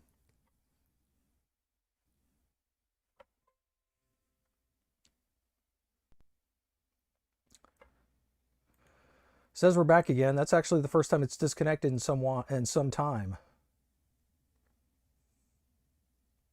Yep, it is back again. I know. I'm not sure what's going on with that. Again, according to YouTube Studio, I have an excellent connection. So I'm not sure why it sometimes drops off and disconnects. So I guess I can't show Ricky and Vicky. I can't get the actual cartridge to want to fire up right now. It just goes to kiloparsec, which would almost indicate that the cartridge is just not being detected at all. I know it does work. I have played the game before on the actual cartridge, but it's certainly not happy about it right now. Let's see if I have something else that we can try.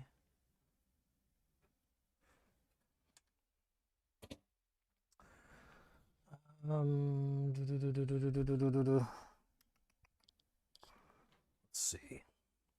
I know Petsky Robots works okay. I actually tested that before and it worked great. There were no issues with Petsky Robots.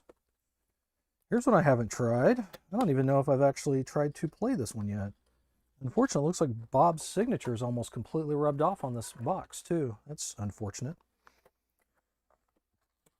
I am horrible at this game, but hey, I'm going to test it all the same. Let's see what happens.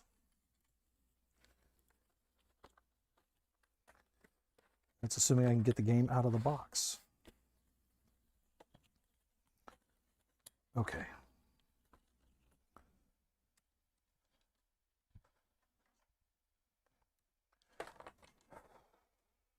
I don't know that I've ever tried this cartridge yet. Let's see what happens.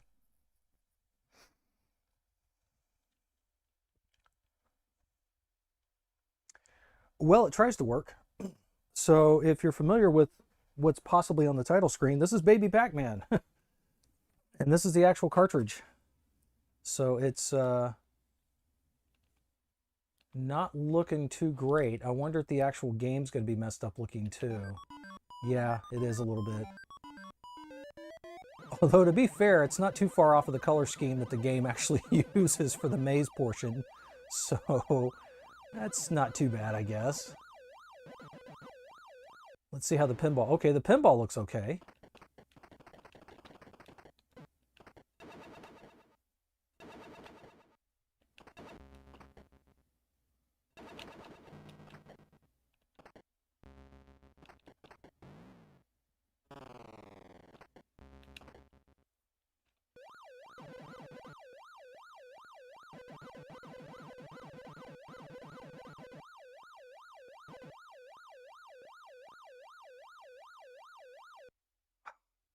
Too slow.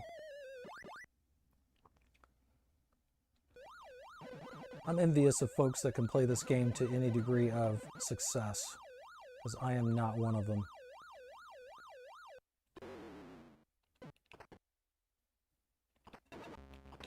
Well, that was fast. Basically, James, anything that's using the 320 modes doesn't get rendered properly with the Digitizer yet. And that pretty much means all of Bob's games, especially all of his Pac-Man games, do not look right. They all look kind of messed up like this. It's funny because this is almost like what what stuff on S-Video looks like that's designed to use artifacting. That's kind of the effect we're getting here, where we've got this stripy, broken up look effect. But it's not. It's just that the Digitizer is not rendering the image properly, because for whatever reason it just doesn't know how to handle this. Yeah, it makes it, let's call this version the more challenging version because we can't see anything. So yeah, it's crazy. Okay, is that Ghost? That's Monster AI, I think is what that says. Remember Energizers. Lives is set to 3. Players is 1. So I'm hoping 320 will be an easy fix as well. I mean, almost a big chunk of Bob's games use it, of course. And even some games that you wouldn't expect to use it do. Let me give you an example. So we've already seen Baby Pac-Man, obviously. I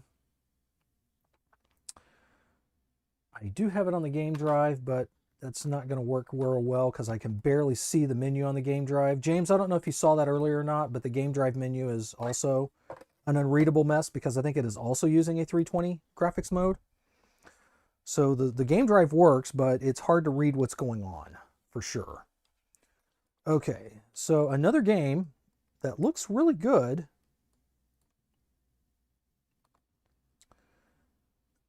most of the time is Donkey Kong XM or Donkey Kong PK or whatever you want to call it these days.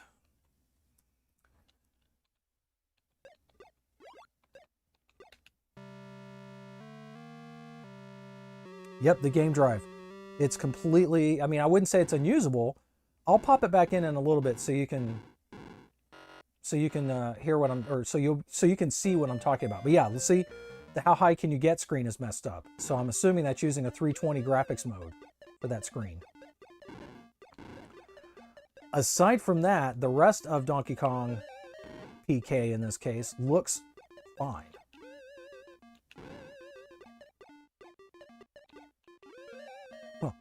Doesn't look fine, it looks great because it's an HDMI.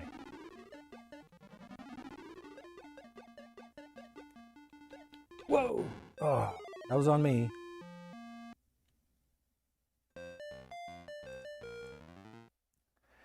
And I have taken screenshots of this stuff to show to Copper Dragon, just to get his take on it. So he does have examples of some of these graphical glitches that I've shown in my stream, as well as like you saw there with the Donkey Kong, how high can you get? Intermission screen, I guess you could call it. When it's working, it looks stunning. And luckily, it is working more often than it's not. I mean, again, there's a couple of games that do give it problems. Pretty much all of Lewis Hill's games it has problems with. And that's just because Lewis is just pushing the tech so hard on the console that it's just difficult for it to keep up, I guess.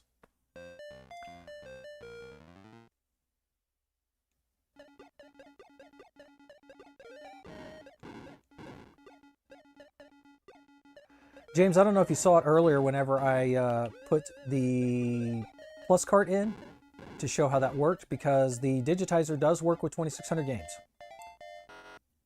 And in fact, it works great with 2600 games because that's tested. It's basically got a copy.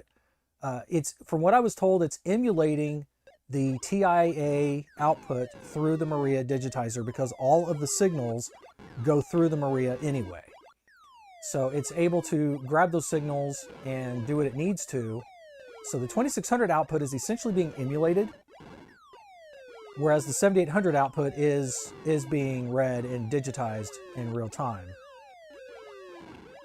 But in order to make that work, you have to change profiles between games. So like right now, obviously I'm on a profile on the RGB to HDMI that's using the 7800. But if I go to pop in a 2600 game, then I have to switch the profile over to 2600 mode, or else it just doesn't look right.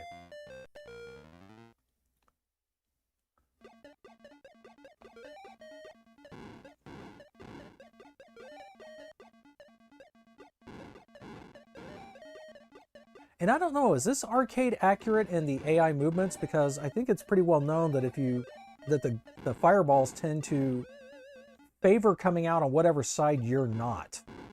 And I don't know if that's true in the arcade version or not. I was never good enough with the arcade version of this game to to be able to test anything like that. I missed that part. Sorry, nice that it's working. Yes, it does work well in 2600, and I can show you that here in a little bit. It works really well. Well, I mean, if nothing else, what I thought would probably happen is that it would require 2 digitizers to be installed in a 7800. You would have the digitizer for the TIA. That's one way to get that object, I guess. You would have the digitizer for the TIA side, and then you would have one for the Maria, and I figured you would just basically run the outputs to the same jack, and only one would be active at a time. But no, he was able to make it work and come up with a system that works by just having just the single digitizer for the Maria. And you can play both 2600 and 7800 through it just fine. And at least from some initial testing I did earlier, it's working really well. In fact, it's got one thing already fixed on that TIA setup that my actual TIA digitizer still has an issue with on my 2600 Junior. So that's pretty cool. So if anything, it's got updated code for that.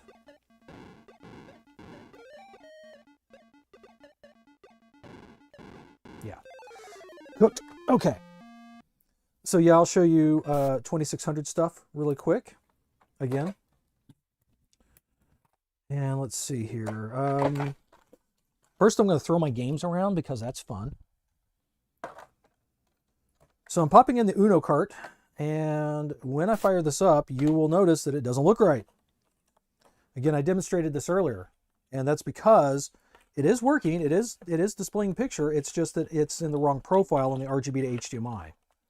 So let me get my baby Pac-Man put back away here in its box. And now I'm going to go into the RGB to HDMI. I'm going to change its profile. Go to my recently used, go to 2600 Lumacode, no Genlock, and there we are. Uno Kart looks good. Menu as we would expect. So, I mean, that is kind of I wouldn't really call it much of a problem, because if you're changing any console using the RGB to HDMI, you have to interact with it. You have to change the profile for whatever system. You know, if I pop in the Intellivision, I got to use the Intellivision profile. If I put in my wife's NES, I got to switch it to NES. So it's really no different here, except that I'm not having to switch any cables around in the process or use a selector box between consoles. It's the same console. I just have to change profile modes.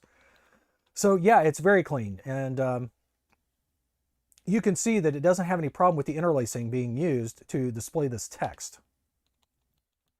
And one thing it does fix is, and I showed this earlier, is the supercharger version of Frogger on the older TIA digitizer, like I have in my 2600 Junior, has a rendering problem with the logs, but that has been fixed now. At least it's fixed with this, because now the logs are being properly rendered in the water. There's still some weird, you can kind of see it glitch a little bit, like it's generating something. It's possible that was always there and we just didn't see it with the way the RF handled it and with the interlacing flicker being as quick as it was. But at least the logs are being fully rendered and we can see them. In the past, with the old TIA setup, the center of the longer logs was completely cut off. This was basically blank. And so you didn't see it, but you could still jump in that area and it would work. So the game had it, you just couldn't see it because it wasn't being rendered properly. But again, that seems to have been fixed, and this is working. So yeah, 2600 stuff is amazing on this. In fact, I didn't try it, but I have my Harmony cartridge here. Now, I do not have the Harmony Encore. I have the old school Harmony. But now the reason why that looks messed up, oh, wait a minute. Why is that coming up in 7800 mode? Oh, it's not reading my Harmony.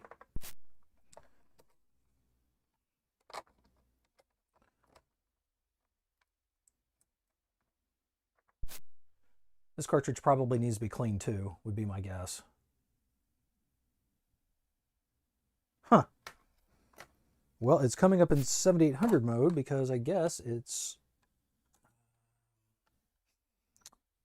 either my cartridges just really need to be cleaned, or it might be about time to reform the cartridge port on this test unit 7800. It does get a lot of abuse.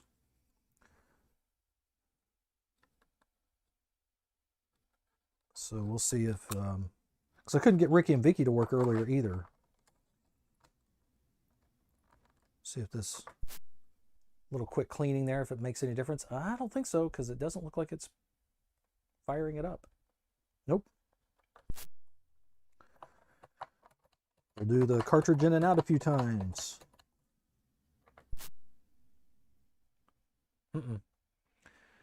The fact that I'm seeing the logo loader come up tells me it's not detecting 2600 mode. Plus cart worked though.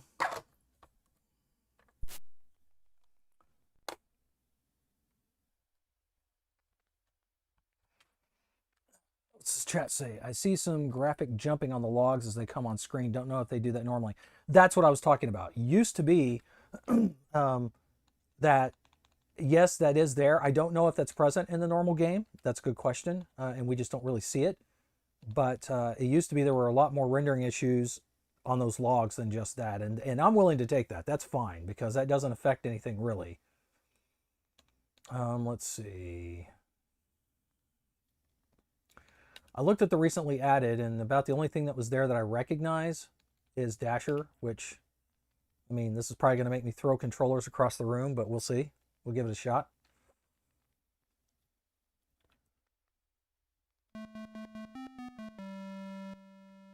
So far, so good there.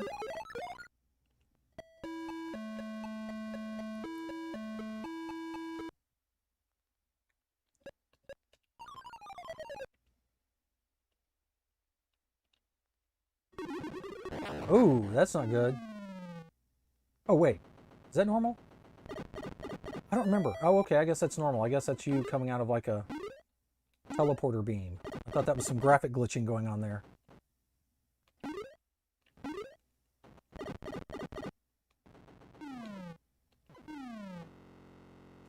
Oh! It just locked up on me.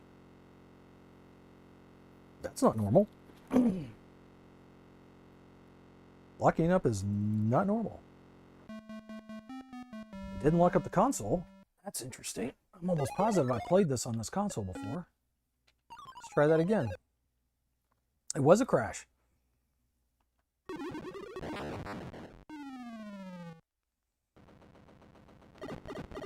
Oh, that's weird. I just noticed I was able to speed up his movements on that. By pushing the controller, he ran faster. That's interesting.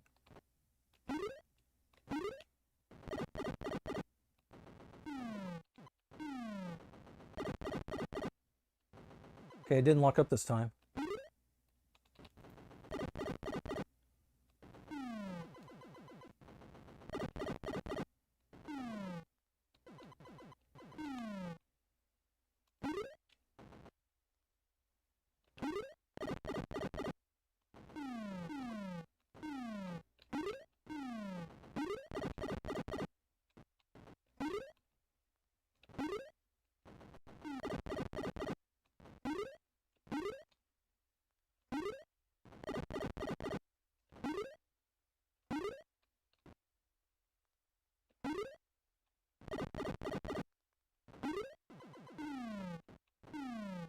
Oh, right onto that thing.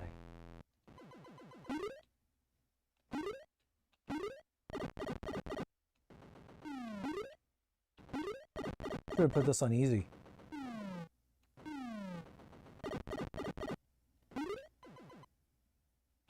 I could have made that.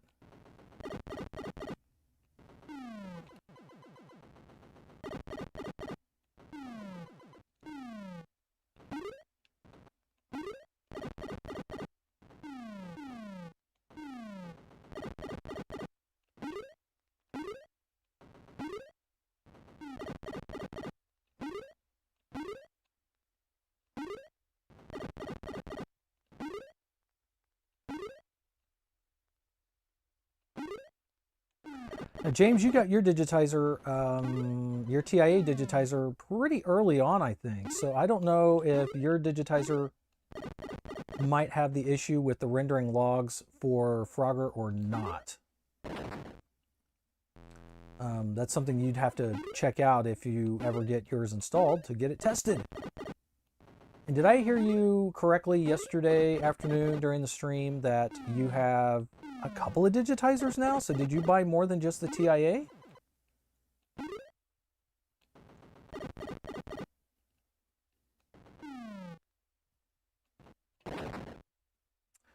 Probably does. I'll have to get to that.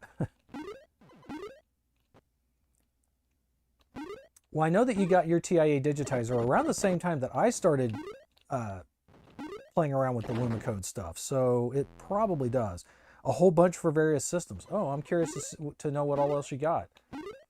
The only ones I've actually tested and installed myself physically to check out is the PPU for the NES, of course the TIA, this Maria digitizer, and the Intellivision one. Now I do have, I just purchased and just had, I just received in 2 of the digitizers that can be used on the ColecoVision and like the TI-99, but haven't tried to install any of those yet.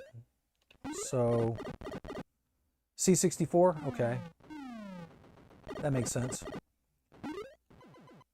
Perhaps if the shipping issues to the US are ever resolved, I might look into his digitizer for the VIC-20.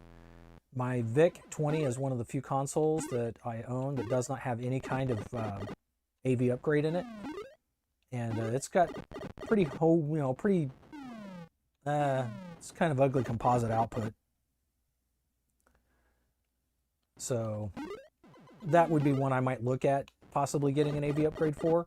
Also, and I should have ordered it this time, but I didn't. I should have gotten one of the VDP digitizers, which is for use with the Master System.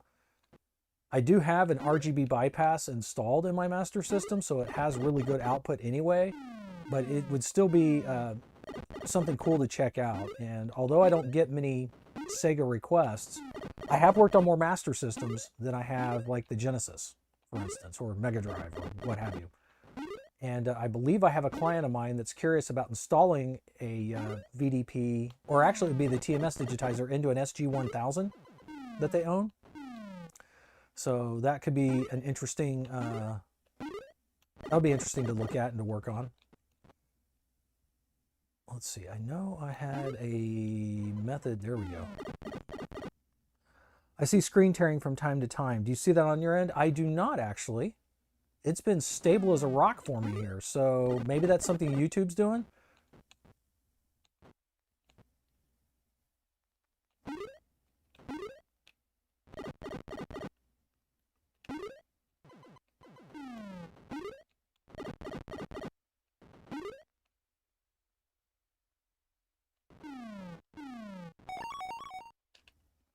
And I am using the profile that's no gen lock, so that is the one that I want to say provides it's not the most stable picture.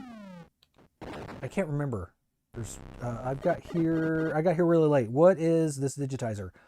Dyer51. This is the digitizer specifically for the Atari 7800 console that allows it to output Lumacode, and that Lumacode in turn becomes an HDMI output using a converter that's powered by a Raspberry Pi Zero. Now I'm playing a 2600 game right now, but it does work for quite a few, or most 7800 games are working pretty well with it already, even though the digitizer's not actually for NTSC use officially. Wait a minute. Okay.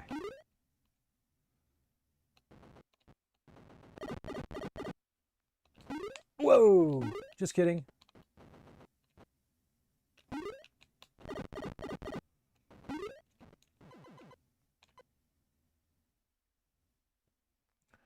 Something tells me I should do this, and then this. There we go. Nope, didn't work. Okay, so yeah, so that's, again, it seems to work great with 2600 stuff. You just have to change the active profile in the console. Let me see here. I need to get my baby Pac-Man cartridge put back away where it goes. And again, Ricky and Vicky is a mess. It's unplayable, and for whatever reason, the actual cartridge is not wanting to load up in my testbed 7800. I'm assuming it's a similar. I think the cartridge port is probably at fault on this test unit. I should probably look at replacing that out. Let's see here. Okay, so let me switch back to 7800 profile mode.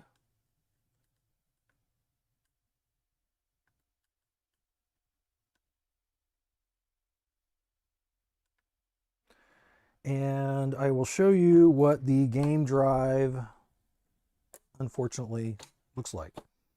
What did I do with the game drive? There it is.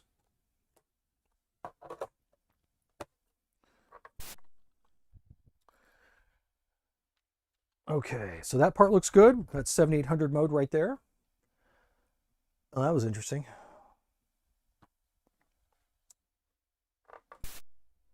My game drive does this from time to time. It will occasionally lock up whenever it goes to load the games. Now I'm not getting anything. Cool.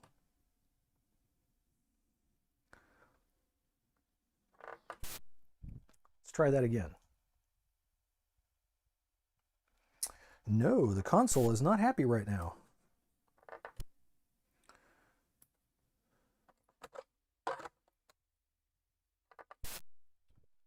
Okay, let's try that again. So even the logo screen there doesn't look right. Something just does not look right. And then, yeah, that's supposed to say initializing, and there's the menu. Lovely, isn't it? Looks great. So yeah, it's got to be using a 320 mode, obviously, and it's kind of, I really can't see what's going on. I can kind of read stuff. I think that says arcade at the top. I believe that's my Bob D folder. That's my Lewis Hill folder. I have no idea what that is below that. That's the firmware update folder. That's my homebrew folder. That's my music folder. I believe that's the original games. Yes. Okay, this is the original games. Let's see. I happen to know this is Ball Blazer. I can kind of read it down there at the bottom.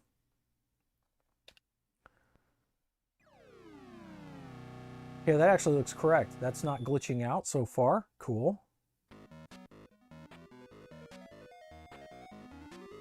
That looks really good.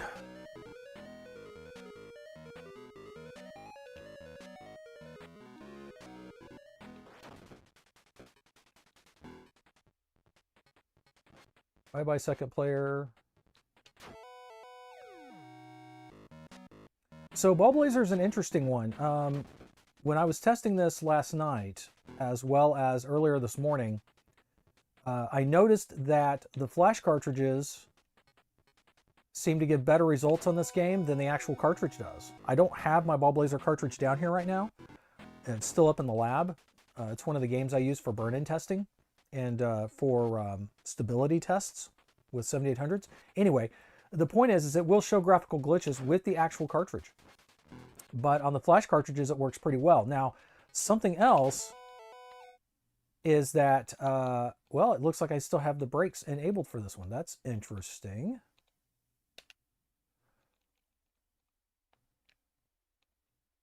Okay, that's audio volume, UI control.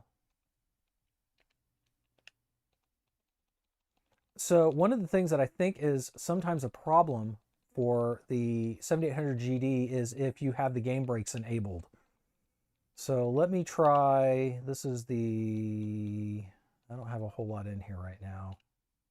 Oh, that's my demos folder, okay.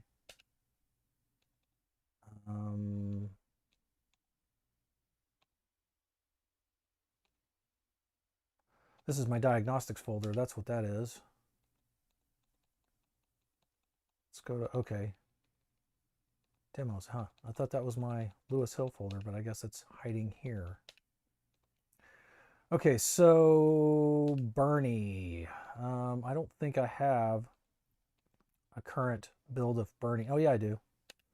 Let's see how Bernie looks.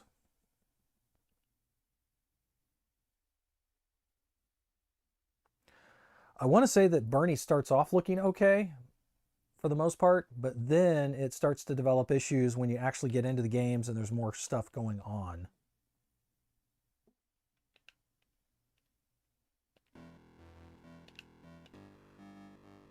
So as an example, one of the things I noticed was if I go into the credit screen and I go one more screen over and go back, well, now it's not doing it. It used to have this flicker problem that would start to develop on the on like Mike Sarna's name, for instance, but that seems to be just fine right now. Okay, let's see. Okay, there's some glitching happening right there.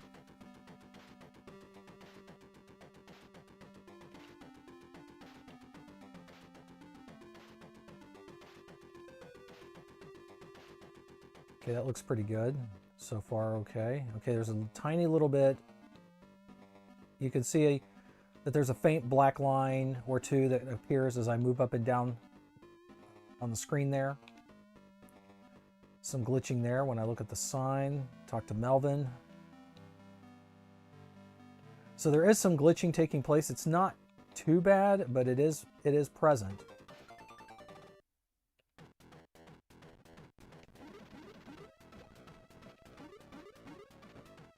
And there's also some glitching here, of course.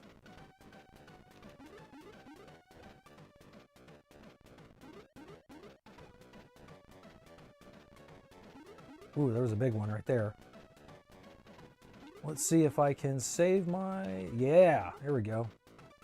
If you didn't know, it's possible to save yourself from heights. If you push the button at just the right time, you can make Bernie do his little jump animation instead of his splat animation, which does save you some time in those situations, which is nice.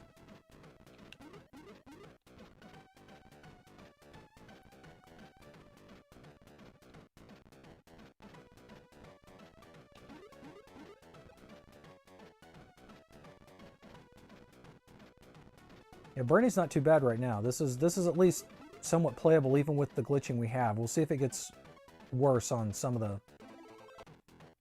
other stages.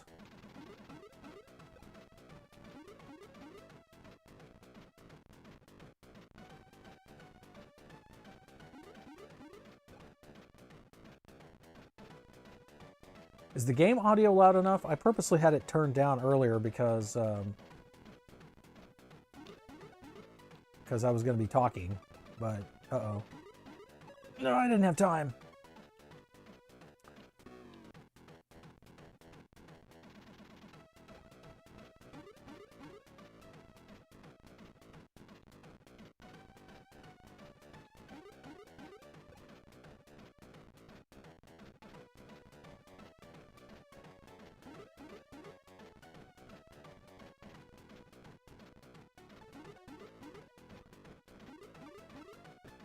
All right, there we go.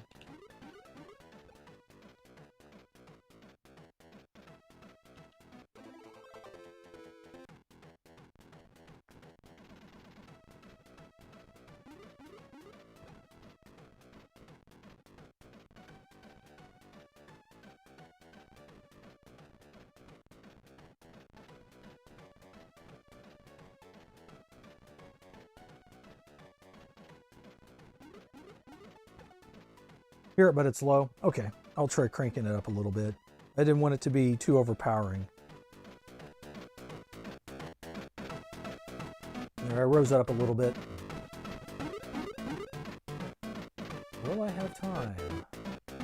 No, I'm not going to. I'm going to die.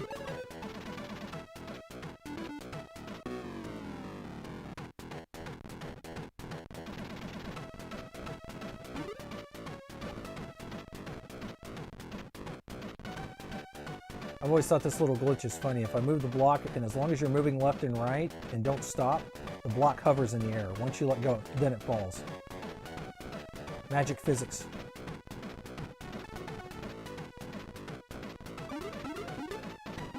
Ooh, there was quite a decent glitch there.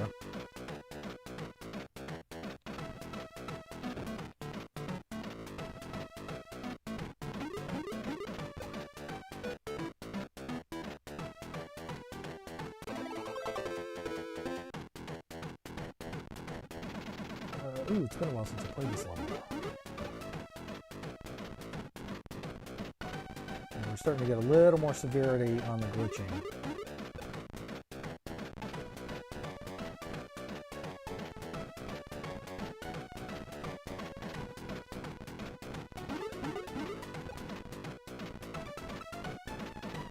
Whoa! Okay. Let's see. Bring you back over this way.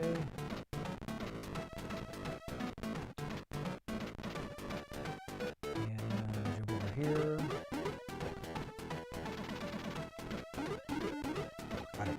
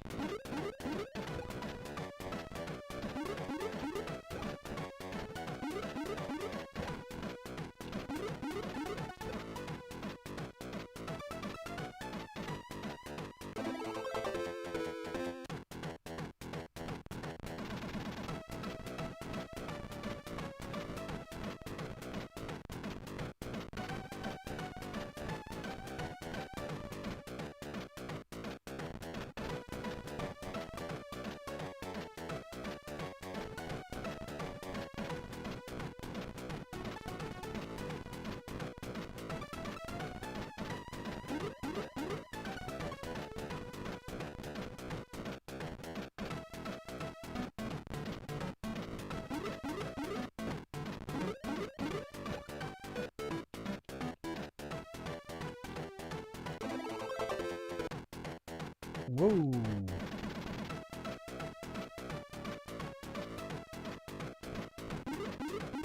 This one had some fun glitching going on there for a second, didn't it?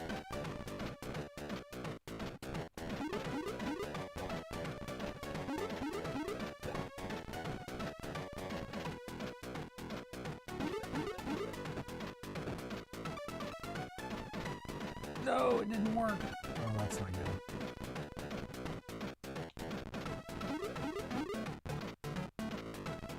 Not good.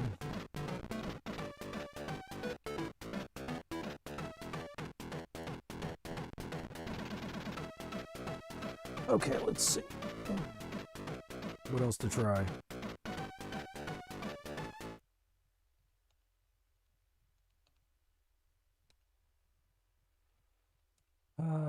Let's see. I tried Artie earlier. I think, does Keystone Coppers work well on this one? I can't remember.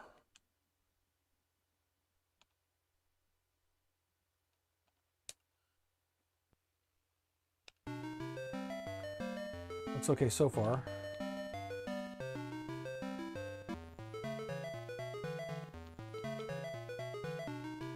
Nope. Fairly glitched up here, but the actual cartridge works a lot better. But on a flash cartridge, yeah, see, that's following the sprites. So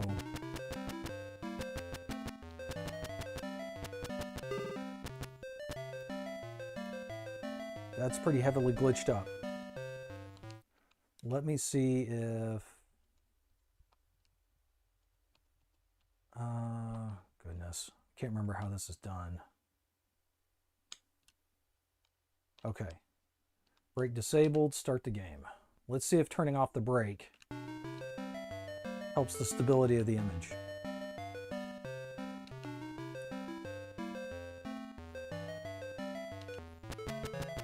No, not so far.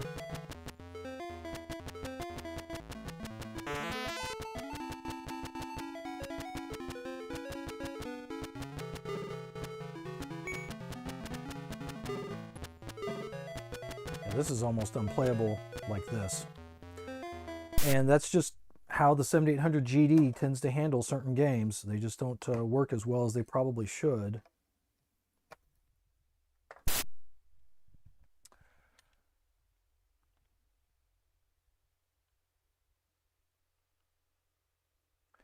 The back bit and the back bit menu work really well though.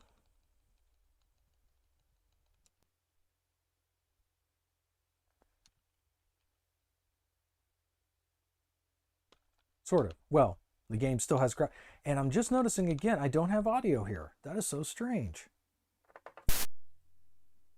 I could have swore this game had audio working on it previously. Let me try a different build. Let me try my build.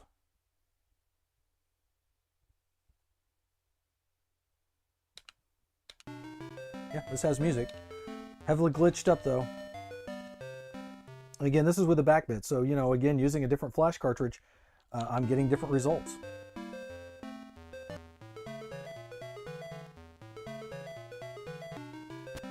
Wow, this is even worse.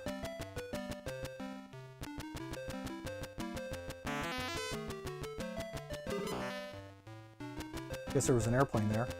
Couldn't see it. Okay, there was another ball there. Oh, that started over. Yeah, it was because of the airplane. I can't see what I'm doing. Yeah, that's not going to work.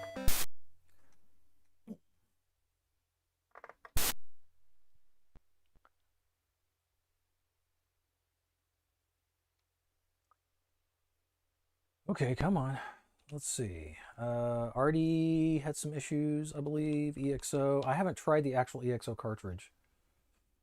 I should probably give that a test. But I don't know.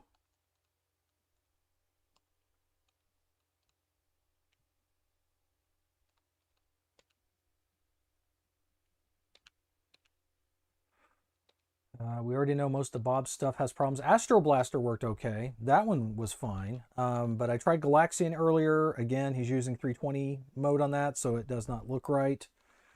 Uniwars using the Galaxian engine also did not look right. We already looked at Baby Pac-Man earlier. That does not work well.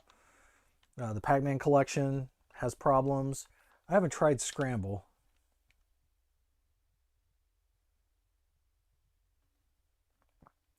Nope.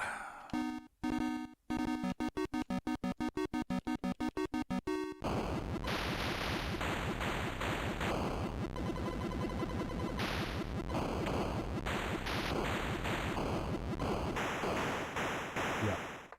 So that one's not happy.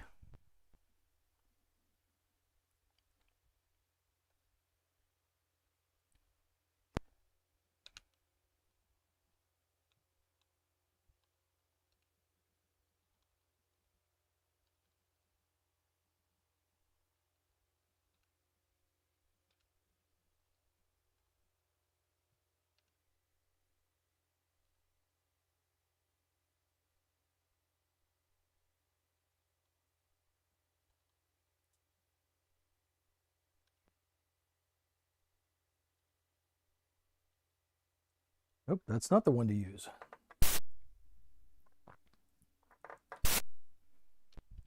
I can never remember which bank switching mode of Double Dragon to use on these flash cartridges, because it seems like only one version actually ends up working properly.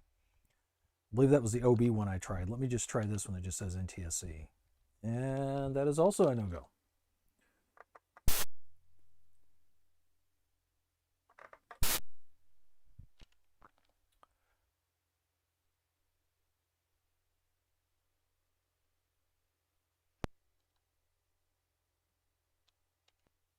There we go. Found one that works.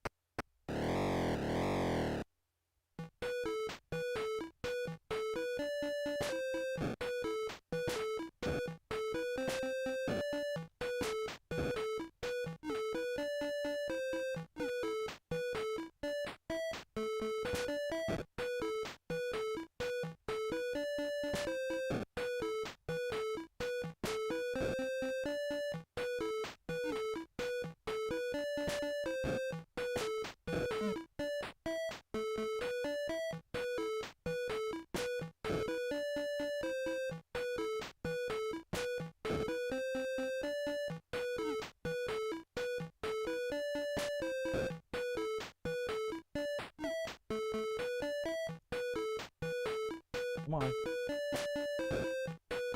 The enemy AI is pretty stupid in this game. For those that didn't know, if you just wiggle up and down, you can eventually get the enemy to lock on a certain plane walking towards you that's not in the same place you are. So you can then come up behind them or up to the side like that and do an elbow punch.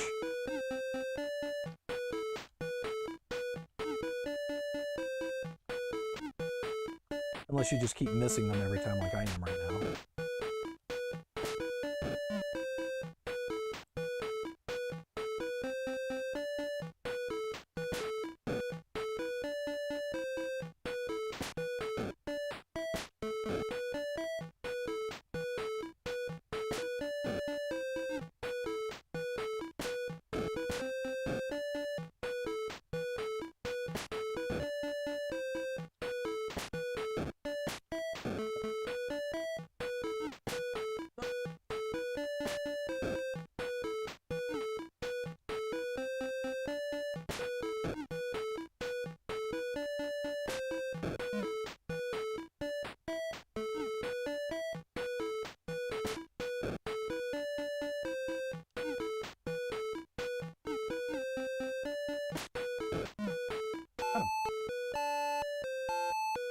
Well, for better or for worse, Double Dragon seems to look and work okay.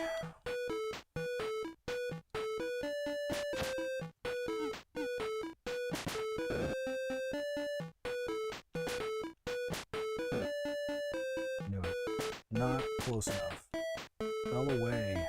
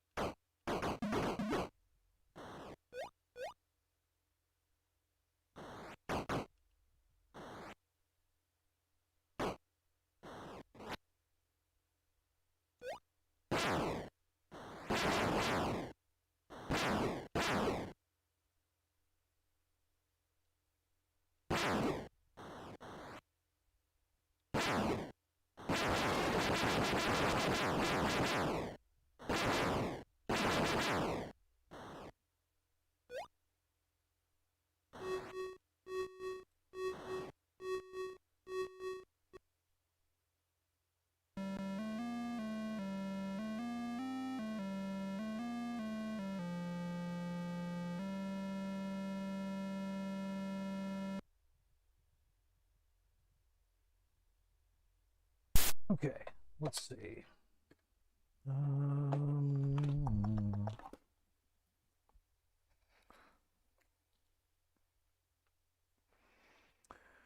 Tried Popeye earlier. That looked pretty good. We did Baby Pac-Man a little while ago. Saw what that looked like. Wasn't able to get Tutankhamun Arcade working.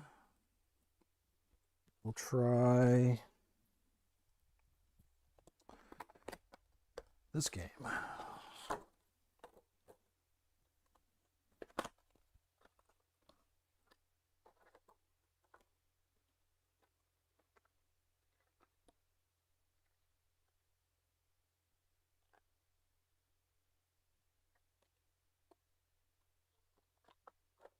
have to switch back to 2600 mode again. What is it with these cartridges?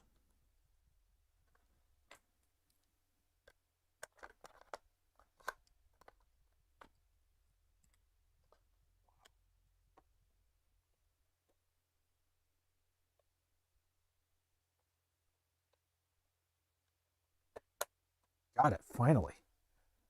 Wow, okay.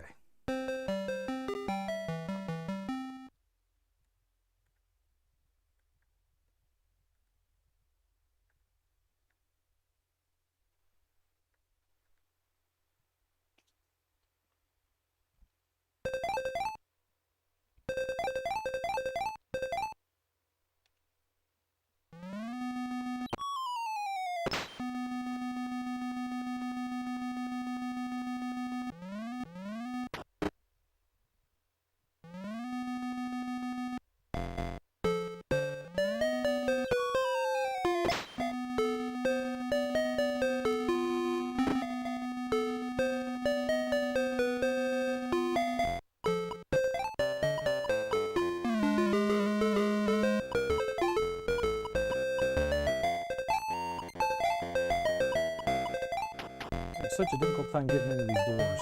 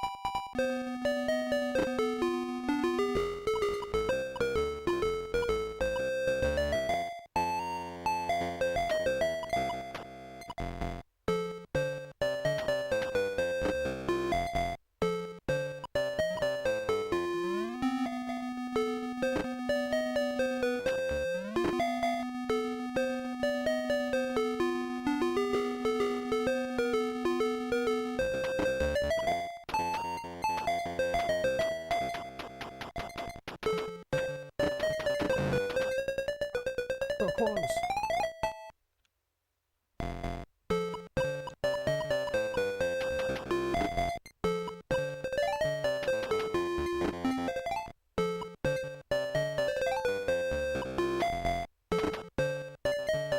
Those elevators.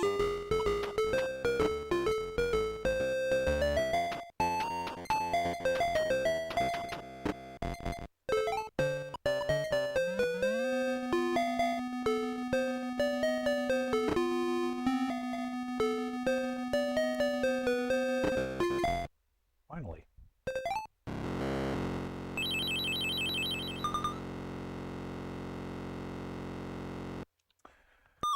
Well, elevator action seems to be working just fine. I'm sorry, elevator agent. But we know better. We know what it really is. It's too bad I couldn't get Tutankhamun to load up. It will load, I just can't get the dust cover to retract on it. It's super tight.